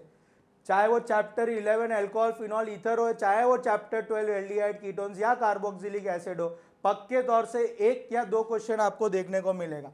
तो एसिडिक स्ट्रेंथ -M और -I इफेक्ट से डायरेक्टली डिपेंडेंट रहती है और +M और +I से इनवर्सली। ये चीज़ आप नोट कर सकते हो। अब देखो फिनॉल सादा कोरा कोरा फिनॉल, कुछ नहीं है भाई, कोई जुड़ा नहीं। मेटाक्लोरोफिनॉल, मेटाक्लोरोफिनॉल का मतलब होता है बेटा फिनॉल तो है, बेंजीन से OH तो जुड़ा है, पर मेटा पोजीशन पे कौन अटैच्ड है? Cl। सर हमने बचपन में यादों को पीछे देखो तो क्लोरीन जो रहता है वो -I इफेक्ट शो करता है, इस वजह से नॉर्मल फिनॉल से तो मेटाक्लोरोफिनॉल एसिडिक हुआ, और ये लोग तो नॉर्मल एल्कोहल्स। ये बात क्लियर है कि नहीं? तो आपका आंसर क्या हो जाएगा बेटा? मेटाक्लोरोफिनॉल। ये बहुत ही इंपॉर्टेंट कंसेप्ट हो जाएगा। आपको ग्रुप्स के बारे में नॉलेज होनी चाहिए अच्छे लेवल पे। क्वेश्चन चाहे आपका गुडसेट लेवल हो, उसमें ऐसे टाइप के क्वेश्चन एक आध दो तो ऐसे ही डाल देते हैं वो लोग। ग्रुप्स की नॉलेज होने चाहिए। अगर एल्काइल ग्रुप होता है जुड़ा तो वो +I इफेक्ट शो करता है। ओके, ये बात समझ आ रही है कि नहीं? तो ग्रुप्स की नॉलेज तो हमें रखनी पड़ेगी। Next, which of the following reaction will yield phenol. कौन सी रिएक्शन फिनॉल देगी? तो fusion with NaOH। Sir 300 ATM, 300 ATM आ गया ना, तो एक ही रिएक्शन आपको याद आना चाहिए, डाउस प्रोसेस। कौन सा प्रोसेस? डाउस प्रोसेस। और मुझे पता है डाउस प्रोसेस एक सेटिंग थी, एक सेटिंग थी। कैसी सेटिंग थी सर? ऐसे तो कभी भी अराइल हलाइड्स न्यूक्लियोफिलिक सब्स्टिट्यूशन नहीं कर सकते। डाउ भैया है, बोले क्यों नहीं कर सकते? मैं करवाता हूं। उसने क्या करा, आपका एल्काइल क्लोराइड अराइल क्लोराइड लिया, उसको हाई प्रेशर और हाई टेम्परेचर 623 केल्विन, 673, 23 जितना भी रखना है, 600 के ऊपर जो भी टेम्परेचर रख लो, सही है। उसका फॉलोड बाय एसिडिफिकेशन। क्यों एसिडिफिकेशन? क्योंकि डायरेक्टली फिनॉल नहीं मिलता, पहले फिनॉक्साइड आयन मिलता है। पहले क्या मिलता है? Phenoxide ion. फिर इसीलिए उसने सेकेंड टाइम में H2O, देखो मैं प्रोसेस लिख ही देता हूँ, आपको काम आएगा। NaOH के साथ रिएक्शन कर रहे 300 ATM प्रेशर पे, और 600 के ऊपर जो नंबर आंकड़ा अच्छा लगता है वो लिख दो भैया, सही है कि नहीं? तो ये पहले तो फिनॉक्साइड बनाएगा, फिर उसका एसिडिफिकेशन करने पे फिनॉल मिलता है। ठीक है, ये खुद एक क्वेश्चन बन सकता है गुडसेट लेवल पे कि क्या डाउस प्रोसेस में डायरेक्टली फिनॉल मिलता है? नहीं सर, पहले फिनॉक्साइड मिलता है। अभी पहचाना है ना, पहचान क्या है ना, फिनॉक्साइड वही है। तो ये तो बनेगा, फिनॉल बनेगा। सेकेंड केस क्या है? Aniline 1 degree amine, NaNO2 diazotisation, diazonium, और वाटर के साथ वार्म करते हैं, इस केस में भी फिनॉल मिलेगा। ये वाले केस में भी फिनॉल मिला, डाइएजोटाइजेशन वाला। पहले आपका एनिलीन किस में कन्वर्ट होगा? बेंजीन डाइएजोनियम सॉल्ट में, बेंजीन डाइएजोनियम सॉल्ट, और फिर उसको वाटर के साथ हीट कर देंगे तो फिनॉल मिल गया। नेक्स्ट आ जाओ बेटा, एकदम कोरा कोरा बेंजीन है, ओलियम H2H2O7 के साथ, तो सल्फोनेशन हो जाएगा। और सल्फोनेशन को NaOH के साथ रिएक्शन, जो भी बेंजीन सल्फोनिक एसिड ऑब्टेंड हुआ है, बेंजीन सल्फोनिक एसिड ऑब्टेंड हुआ है, SO3H ऑब्टेंड हुआ है, उसको मैं NaOH के साथ हीट करता हूँ, तो इस केस में भी फिनॉक्साइड मिलता है, और फिनॉक्साइड का फिर से मैं एसिडिफिकेशन कर देता हूँ, तो मेरे को यहाँ पे भी फिनॉल मिल जाएगा। अरे भाई सब में फिनॉल ही मिल रहा है, क्वेश्चन ने बोला है विच विल यील्ड फिनॉल, सभी दे रहे हैं, ये बात क्लियर है। और ये कोरे बेंजीन से सल्फोनिक तक पहुँचने के लिए आपको ओलियम के साथ रिएक्शन करनी पड़ती है, ध्यान देना, ये आ सकता है क्वेश्चन थ्योरी पार्ट में भी। यहाँ पे देखो ये चाह रहा था डाउस कराना, पर इसकी चाहत पूरी हुई नहीं, क्योंकि प्रेशर भी कम, टेम्परेचर भी कम, तो ये नहीं करेगा। तो एक्चुअली क्वेश्चन में ऐसा होना चाहिए कौन सा नहीं करेगा, क्योंकि सभी कर रहे हैं एक के अलावा, ठीक है। तो हम लोग भैया जो कर रहा है, जो पूछा है उसी के अकॉर्डिंग भरेंगे। आपको ऐसा सेम टू सेम क्वेश्चन आ जाएगा जो नहीं करेगा, तो ए भी करेगा, सी भी करेगा, बी भी करेगा, डन, डी नहीं करेगा। Next, in the process this, पहले तो हमें ये ग्रुप पहचानना है, तो दिस इज ईथर।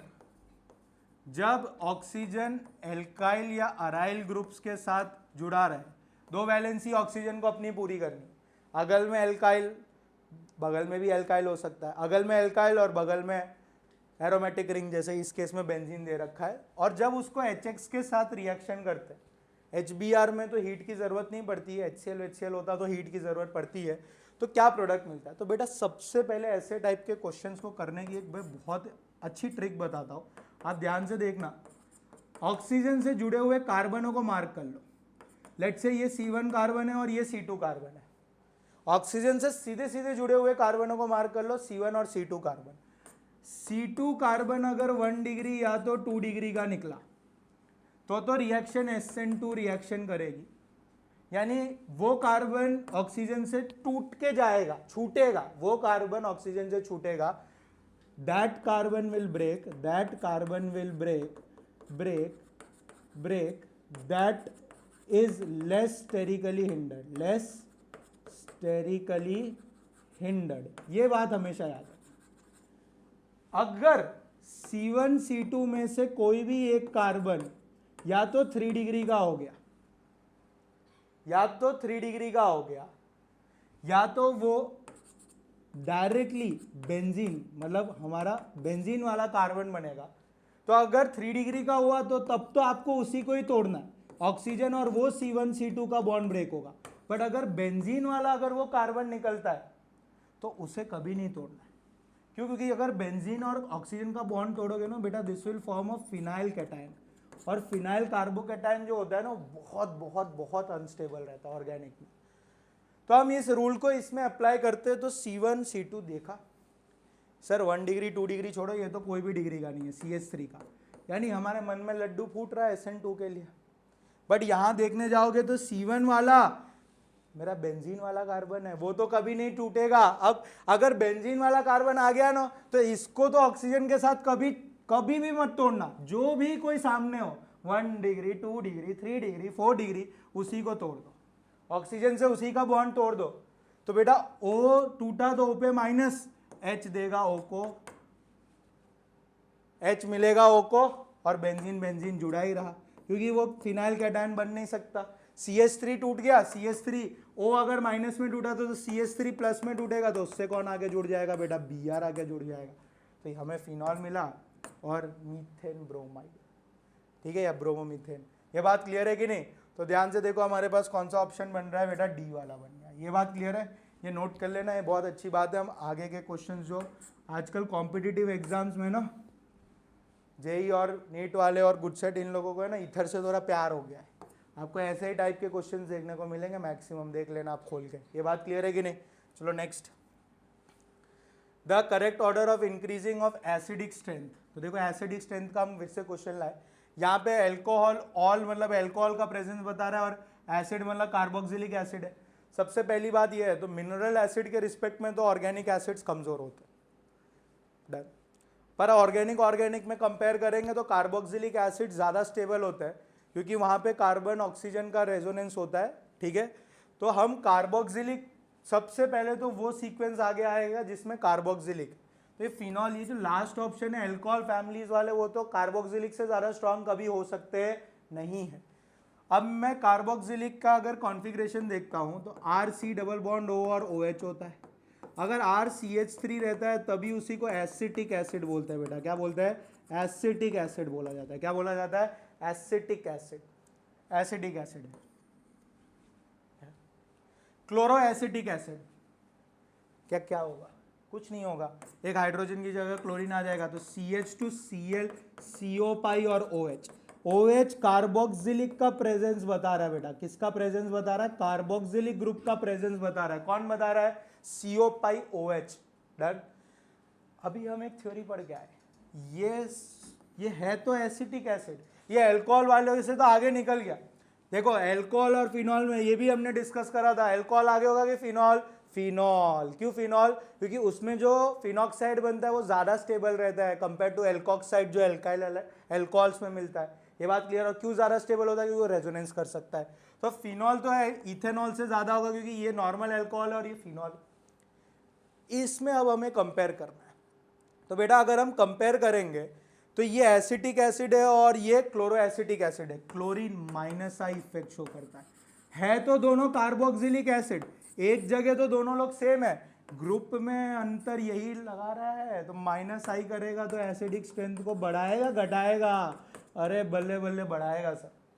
बढ़ाएगा कि नहीं बढ़ाएगा? तो देखो क्लोरो एसिटिक एसिड सबसे ज्यादा, फिर एसिटिक एसिड, फिनॉल तो हमारा एवरग्रीन अल्कोहल से आगे ही रहेगा रेस में, फिर इथेनॉल हो जाएगा। तो बेटा इस केस में आंसर क्या हो जाएगा? सी। एसिडिक स्ट्रेंथ पे से क्वेश्चन आता ही आता है। ये बात क्लियर है कि नहीं? चलो, give decreasing order of solubility in water for the following compounds. तो ये बहुत ही इंपॉर्टेंट थ्योरी वाला पार्ट है। अब रिएक्शन तो हमने सारी प्रिपेयर कर ली, सब एकदम बढ़िया तरीके से। सर आप जो पूछो वो बोल देगा, टरमान कोच बोल देंगे हम लोग, इथार्ड प्रोसेस बोल देंगे, आप जो बोलो वो बोल देंगे हम लोग, स्टीफन्स रिएक्शन बोल देंगे, जो भी। पर ये थ्योरी वाला पार्ट है, इसको भी हमें देखना है, फिजिकल प्रॉपर्टी का पार्ट है। तो एल्डिहाइड्स फैमिली में क्या होता है, जैसे जैसे एल्काइल ग्रुप्स का लेंथ बढ़ता है, एल्काइल ग्रुप्स में नंबर ऑफ कार्बन बढ़ता है, सॉल्युबिलिटी जो होती है ना सर वो डिक्रीज करती है। सॉल्युबिलिटी जो है ना सर वो डिक्रीज करती है। हम लोग ऑर्गेनिक में सिर्फ रिएक्शन पार्ट ही नहीं देख रहे, हर पार्ट कवर करना है। तो जैसे जैसे एल्काइल ग्रुप्स में कार्बन बढ़ेगा, सॉल्युबिलिटी क्या करेगी बेटा? डिक्रीज करेगी। डिक्रीज सर CHO, पहले तो आप बताओ एल्डिहाइड है कि नहीं? CHO एल्डिहाइड ग्रुप होता है, हमने पहचानना सीखा है। सब एल्डिहाइड है सर, इसमें H है, फॉर्माल्डिहाइड है सर, इसमें 2 है सर, 3 है। तो सबसे ज्यादा सॉल्युबिलिटी किसमें होगी? जिसमें सबसे कम कार्बन होंगे। तो फॉर्माल्डिहाइड में सबसे ज्यादा होगा, उससे थोड़ी सी कम सॉल्युबिलिटी, उससे थोड़ी कम सॉल्युबिलिटी किसमें होगी? 2 कार्बन वालों में। उससे थोड़ी कम किसमें होगी? सबसे कम किसमें होगी बेटा? 3 कार्बन वाले में। तो ये थ्योरी हमें पता होनी चाहिए। जैसे जैसे एल्काइल ग्रुप्स में नंबर ऑफ कार्बन बढ़ते जाते हैं, सॉल्युबिलिटी डिक्रीज करते जाती है। ये बात क्लियर है कि नहीं? डन। आगे बढ़ते हैं। Which of the following will not undergo coupling reaction with benzene diazonium chloride? तो बेटा एनिलीन में तो हमें पता है कि एनिलीन बेंजीन के साथ NH2 जुड़ा रहता है, उसको एनिलीन बोलते हैं, सही है। या फिनॉल में बेंजीन के साथ OH जुड़ा रहता है। एनिसोल में क्या रहता है? बेंजीन के साथ कौन जुड़ा रहता है? OCH3 जुड़ा रहता है, ठीक है। अभी हम इसका एक क्वेश्चन ईथर्स में करके आए। नाइट्रोबेंजीन में क्या रहता है? बेंजीन के साथ कौन जुड़ा रहता है? NO2 ग्रुप जुड़ा रहता है। अब देखो इन तीनों में एक खास बात है जो आपको दिखनी चाहिए, बट वो इन फैमिली वालों की दिक्कत ही है, चाहे ग्रुप 15 हो या ग्रुप 16 हो, दिखती नहीं है। पर जो दिखता नहीं है वो इनका लोन पेयर है। अब लोन पेयर के प्रेजेंस के वजह से क्या होता है, ये लोग बहुत अच्छे एक्टिवेटिंग ग्रुप्स होते हैं, प्लस सेम इफेक्ट शो करते हैं। अगर हम ऑर्गेनिक की लैंग्वेज में बात करें तो सिंपल बोलेंगे कि वो एक्टिवेट कर रहे होते हैं। किसी भी डायजोनियम में कौन आता है? N डबल बॉन्ड N, और यहाँ पे बेंजीन रहता है। कपलिंग रिएक्शन में ऐसा होता है, इसका ऐसा ही इधर आके जुड़ेगा और कौन से पोजीशन पे जाके जुड़ता है? पैरा पे। तीनों केसेस में जुड़ेगा। तीनों में कैसे बोल दिया सर? तीनों में लोन पेयर है, तीनों बहुत अच्छे एक्टिवेटिंग ग्रुप है। नाइट्रो ग्रुप होता है ना, डीएक्टिवेटिंग ग्रुप होता है। क्या होता है बेटा? डीएक्टिवेटिंग ग्रुप होता है। देखो ये बहुत अच्छा कंसेप्ट है। तो डीएक्टिवेटिंग ग्रुप है ना, हमारा जो नाइट्रो डायजोनियम ग्रुप है वो बहुत ही weak electrolyte, my pardon, weak electrophile है। क्या है हमारा? Weak electrophile. तो जो डीएक्टिवेटिंग ग्रुप्स होते हैं ना, वीक इलेक्ट्रोफाइल को सपोर्ट नहीं करते आने को। ये बात क्लियर है कि नहीं? तो कौन नहीं कपलिंग रिएक्शन शो करेगा? नाइट्रोबेंजीन। और कलर्स वलर्स तो हमें पता है, इन लोगों के कलर्स होते हैं। ये बात क्लियर है कि नहीं? डन, आगे बढ़ते हैं। What is true for the basicity? देखो जब कभी भी ऐसे बेसिसिटी का क्वेश्चन आए ना, तो हमें कोई अगर मीडियम नहीं दे रखा है तब हम एक्वस गैसियस स्टेट मान लेंगे। कौन सा स्टेट मान लेंगे? Gaseous state. क्यों सर आप ऐसा क्यों बोल रहे हो? क्योंकि बेसिसिटी का जो ऑर्डर है ना, वो बड़ा दगेबाज है। अगर बेसिसिटी अमाइंस वाली फैमिली में अगर गैसियस स्टेट में देखना है तो सिर्फ इंडक्टिव इफेक्ट लगता है 3 डिग्री, 2 डिग्री और 1 डिग्री। बट वही बेसिसिटी अगर एक्वस स्टेट में देखना है तो यहाँ 2 इफेक्ट लगते हैं। एक तो सॉल्वेशन का इफेक्ट लगता है और दूसरा होता है इंडक्टिव का। तो उसके वजह से, दोनों के वजह से एक क्यूमुलेटिव ऑर्डर आता है। 2 डिग्री, 1 डिग्री और 3 डिग्री, 213 कब रहता है? जब एल्काइल ग्रुप CH3 रहता है, दैट इज मिथाइल। अच्छा सही बोल रहा। और 2 तो अभी भी आगे रहता है। 231 डिग्री कब आता है? जब एल्काइल एक तो 213 याद रखने का, 213 याद रख लो ना, एक याद रह जाता है। 213 ऑर्डर कब रहता है? जब एल्काइल ग्रुप मिथाइल होता है। जब एल्काइल ग्रुप क्या रहता है बेटा? मिथाइल रहता है। एल्काइल ग्रुप क्या रहता है? मिथाइल। और जब 231 का ऑर्डर कब रहता है? जब एल्काइल ग्रुप इथाइल रहता है, C2H5। ये एनसीईआरटी का बहुत ही अच्छे क्वेश्चन है, ये बेसिक स्ट्रेंथ के ऊपर से। इस ऑर्डर को नोट ही कर लो। जब मैं बेसिसिटी गैसियस में बात करूंगा, हवे में बात करूंगा, हवे में तो कोई पानी नहीं है, कोई सॉल्वेंट नहीं होगा, हवा ही है। तो order 3 to 1 inductive effect. Her case में NH3 तो आखिरी में ही रहेगा। हर केस में तो अमोनिया NH3 तो आखिरी में ही रहता है, NH3 आखिरी में ही रहता है। सही है? तो ये ऑर्डर हमें पता होना चाहिए। एक्वस स्टेट में ना 2 डिग्री तो आगे रहेगा बेटा, वो एल्काइल के ऊपर डिपेंड करता है। तो बेटा हम मानेंगे कि इस केस में आंसर क्या रहेगा? गैसियस स्टेट में दिया है क्योंकि कोई सॉल्वेंट मेंशन नहीं किया, तो 3 डिग्री, 2 डिग्री, 1 डिग्री और फिर लास्ट में ammonia, that is C। Done. चलो next. Aniline is react with bromine water, Br2 water, bromine water. तो ब्रोमीन वाटर को अगर रूम टेम्परेचर पे रिएक्ट करते हैं तो हमें पता है कि क्या होता है बेटा? एनिलीन बोला है तो बेंजीन के ऊपर NH2 आ जाएगा। बेंजीन के ऊपर क्या आ जाएगा? NH2। अब इसको Br2 वाटर H2O, तो मुझे पता है कि ये तो ऑर्थो पैरा डायरेक्टिंग है और बहुत अच्छा एक्टिवेटर है। नाइट्रोजन अपना लोन पेयर बहुत ही आसानी से दे सकता है, वेरी गुड बेस। सही है, कंपेयर टू OH1। तो इसकी एक्टिवेटिंग स्ट्रेंथ तो बहुत ही अच्छी है। तो ये ब्रोमीन वाटर जब भी आता है ना बेटा, तो आपको ये समझ जाना चाहिए कि दोनों ऑर्थो पे और अकेले पैरा पे Br सब्सटीट्यूट होके जाएगा। तो 2,4,6 ट्राई ब्रोमो एनिलीन आंसर हो जाएगा। डन। 1 2 3 4 5 और 6, तो 2,4,6 ट्राई ब्रोमो एनिलीन आंसर हो जाएगा। ये बात क्लियर है? जब मैं ब्रोमीन वाटर के प्रेजेंस में किसकी रिएक्शन कर रहा हूं? एनिलीन की रिएक्शन। डन, आगे बढ़ते। Carbohydrates are classified on the basis of their behaviour on hydrolysis and also as reducing और नॉन रिड्यूसिंग शुगर। सुक्रोजेस, तो देखो सुक्रोज तो पहली बात है तो डाइसैकेराइड फैमिली में बिलोंग करता है। और वो डाइसैकेराइड कैसे बनता है? ग्लाइकोसाइडिक लिंकेज होता है। किसके बीच में होता है? अल्फा ग्लूकोज का C1 कार्बन और बीटा फ्रुक्टोज का C2 कार्बन। सर क्या होता है? वापस बोलो सर। सुक्रोज जो होता है ना, वो डाइसैकेराइड में आता है। सबसे पहले तो डाइसैकेराइड में आता है, सबसे पहली बात। 2 मोनोसैकेराइड्स को मिला डाइसैकेराइड। अब कौन 2 मोनोसैकेराइड इन्वॉल्व हो रहे हैं? ग्लूकोज, अल्फा ग्लूकोज और बीटा फ्रुक्टोज। अल्फा ग्लूकोज का C1 कार्बन और बीटा फ्रुक्टोज का C2 carbon glycosidic linkage form करते हैं।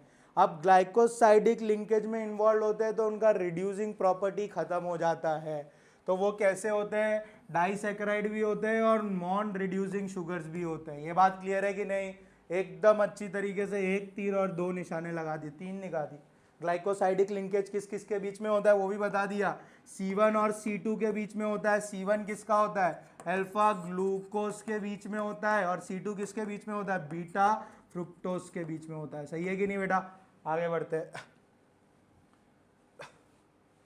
Which of the following polymer can be formed by using the following monomer unit?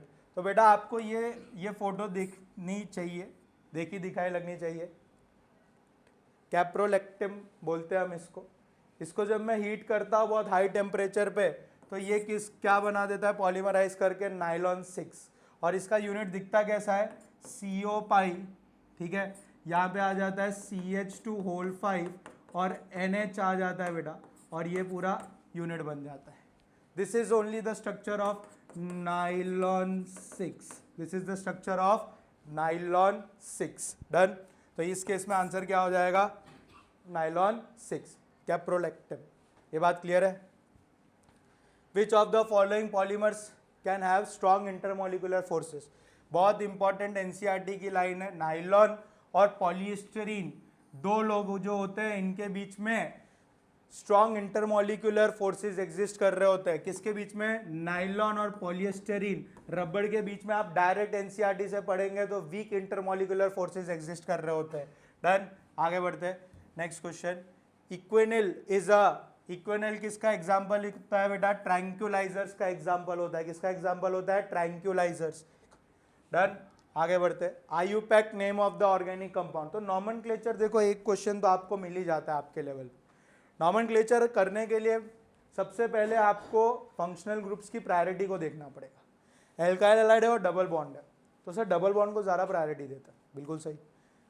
1 2 3 4 यानी पैरेंट चेन जो होगी ना उसमें ब्रोमीन आना चाहिए, प्रायोरिटी में डबल बॉन्ड की नंबरिंग करनी है, ये बात फिक्स है। तो मेरे पास पैरेंट चेन 4 कार्बन की यानी ब्यूट, तो भैया तो आके बैठ गए, रूट वर्ड हो गया ब्यूट, रूट वर्ड। अब सफिक्स 1 क्या बताता है, सैचुरेटेड है कि अनसैचुरेटेड, डबल बॉन्ड है सर, अनसैचुरेटेड है। 1 2 के बीच में, 1 2 के बीच में, तो ब्यूट 1 इन लिख दिया। अब देखो चेन में कौन नहीं आया, सर ये हाइड्रोजन को मत गिनना, नहीं आया। वो हाइड्रोजन तो स्टिक स्ट्रक्चर में दिखता भी नहीं, वो दिखा रहा है। एक CH3 नहीं आया और एक Br भी नहीं आया, तो जो CH3 रहता है वो सब्स्टिट्यूट कहलाएगा। हेलोजन फैमिली वाले भी सब्स्टिट्यूट रहते हैं। CH3 का नाम क्या रहता है, नाम रहता है मिथाइल, नाम तो सुना ही होगा मिथाइल। और Br का नाम क्या रहता है, ब्रोमाइड, ये भी नाम सुना होगा। तो अब नंबरिंग करने जाएंगे तो सब्स्टिट्यूट का नाम अल्फाबेटिकली करना होता है, M पहले कि B पहले, B पहले। तो 3 ब्रोमाइड, सही है। ब्रोमाइड बोलेंगे, ब्रोमो बोलेंगे बेटा, ब्रोमो बोलेंगे, क्या बोलेंगे, ब्रोमो, ठीक है। 3 ब्रोमो, ठीक है। ब्रोमाइड तो आयन का नाम हो गया सर, सीन हो गया, ठीक है। ब्रोमो बोलेंगे बेटा, क्या बोलेंगे, ब्रोमो, सही है। तो अब क्या लिखेंगे, 3 ब्रोमो। और मिथाइल कौन से नंबर पर है, 2 मिथाइल ब्यूट 1 इन। ये बात क्लियर है कि नहीं? तो आपका आंसर क्या हो जाएगा, बी वाला। डन। आगे बढ़ते हैं। सर 3 और 2 के बेसिस पे आगे पीछे नहीं करते, अल्फाबेटिकल नाम जो B और M है उसके बेसिस पे आगे पीछे लिखते हैं। पोजीशन तो कुछ भी हो सकती है, डन। आगे बढ़ते हैं। Which of the following oxidising agent is used for preparation of benzaldehyde from methyl benzene? तो मिथाइल बेंजीन में से मेरे को अगर बेंजाल्डिहाइड प्रिपेयर करना है तो मैं कौन सा ऑक्सीडाइजिंग एजेंट यूज करूंगा? तो ये तो हमें पता है, क्रोमाइल क्लोराइड, CrO2 Cl2 तो करना ही रहता है। क्या नाम रहता है बेटा प्रोसेस का, मिथाइल बेंजीन, यानी बेंजीन के ऊपर CH3 क्रोमाइल क्लोराइड के साथ रिएक्शन करते हैं तो एक कॉम्प्लेक्स बनता है जिसका फर्दर एसिडिफिकेशन करते हैं तो हमारे पास क्या मिल जाता है, बेंजाल्डिहाइड मिल जाता है। क्या मिल जाता है, बेंजाल्डिहाइड। ये प्रोसेस नेम रिएक्शन है, बहुत इंपॉर्टेंट है, इटार्ड रिएक्शन बोला जाता है बेटा। क्या बोला जाता है, इटार्ड रिएक्शन। डन। बेटा क्रोमाइल क्लोराइड इटार्ड प्रोसेस तो हो गया। अब देखो CrO3 थोड़ा ललचा रहा होगा, ललचाना भी चाहिए क्योंकि उस इटार्ड प्रोसेस के नीचे ही एक रिएक्शन रहती है जिसमें क्रोमिक ऑक्साइड के साथ रिएक्शन करते हैं, पर एनहाइड्राइड की प्रेजेंस में। यहाँ तो H2SO4 दे रखा है, कोई काम का नहीं है। K2Cr2O and KMnO4 के साथ तो डायरेक्टली कार्बोक्सिलिक में पहुंच जाएगा। ये बात क्लियर है ना? डन। तो ये वाला केस नहीं होगा, only chromyl chloride CrO2Cl2। Done. Etard process. Which of the following base is not present in DNA? तो बेटा DNA में कौन सा बेस प्रेजेंट नहीं होता? तो डायरेक्ट NCERT की बात है, uracil is not present in DNA। ये ऐसा बेस है जो DNA में प्रेजेंट नहीं होता। ये बाकी तीनों के तीनों DNA में प्रेजेंट होते हैं। Which protein is present in muscles? तो myosin is the protein that is present in muscles. ठीक है, डायरेक्टली बातें हैं। ठीक है, अब इसमें तो है, क्या कर सकते हैं। आगे बढ़ते हैं। Here what will be the product X? ठीक है, अभी हमें इसमें प्रोडक्ट ढूंढना है, तो ध्यान से देखते हैं। ये रिएक्शन बहुत इंपॉर्टेंट है। अगर आप इस रिएक्शन को देखोगे तो ये 3 डिग्री एल्कोहल है। कैसे बताया सर? 3 डिग्री एल्कोहल है, जिस कार्बन से OH जुड़ा है उससे सीधे सीधे कितने कार्बन जुड़े हैं? 3 डिग्री। अगर कॉपर के प्रेजेंस में हाई टेम्परेचर पे हीट करते हैं ना, तो एक कॉपर है ना, कभी कभी ऑक्सीडाइजिंग एजेंट की तरह भी काम करता है। कब काम करता है? जब 1 डिग्री का एल्कोहल होता था ना और सेम कंडीशन रहती, अगर 1 डिग्री का एल्कोहल होता ना, तो वो एल्डिहाइड में कन्वर्ट कर रहा होता। किस में कन्वर्ट कर रहा होता? अपने आप को एल्डिहाइड में कन्वर्ट करवा रहा होता। वहीं अगर 2 डिग्री का अगर एल्कोहल होता और उसको मैं अगर इसी कंडीशन में रिएक्शन करता, तो वो किस में कन्वर्ट हो रहा होता बेटा? कीटोन में। 3 डिग्री में याद है ऑक्सीडेशन कैसे होता था? जिस कार्बन से OH जुड़ा रहता था उससे H और O से H निकलता था। 3 डिग्री में तो उस कार्बन के पास H ही नहीं है, तो क्या यहां लिख देंगे नो रिएक्शन? कोई रिएक्शन नहीं होती है, ऐसा ऑप्शन ही नहीं है। तो यहाँ पे ये चीज याद रखना, जब 3 डिग्री एल्कोहल, हाँ अगर कोई ऑक्सीडाइजिंग एजेंट होता तब आप लिख देते नो रिएक्शन सर, बट अगर कॉपर के प्रेजेंस में हाई टेम्परेचर में हीट कर रहे हैं ना, तो ये डिहाइड्रेशन रिएक्शन शो करेगा। बिल्कुल सही पकड़ रहे हो। डिहाइड्रेशन, एल्कोहल का डिहाइड्रेशन मतलब अल्फा कार्बन, जिस कार्बन से OH जुड़ा रहता है वो अल्फा कार्बन, और बीटा कार्बन से H जाता है, दैट इज वाटर रिमूव हो जाता है। दैट इज क्या रिमूव हो जाता है बेटा? वाटर। तो अब आपके पास तो दुनिया भर के बीटा है, 2-2, 3-3, सही है। तो आप किसी भी के बीच में भी डबल बॉन्ड फॉर्म कर लो, तो देखो आपका कंपाउंड कैसा दिखेगा? CH3C डबल बॉन्ड CH2, और यहाँ क्या आ जाएगा बेटा? CH3। ये बात क्लियर है कि नहीं? नॉमेनक्लेचर करने जाएंगे तो 1, 2 और 3, प्रोप इन पर 2 मिथाइल प्रोप इन 1 ऑल है सर। तो प्रोप इन 1 नहीं लिखे तो भी चलेगा, तो आंसर क्या हो जाएगा बेटा? C, 2 methyl propene. समझ आ गई कि नहीं?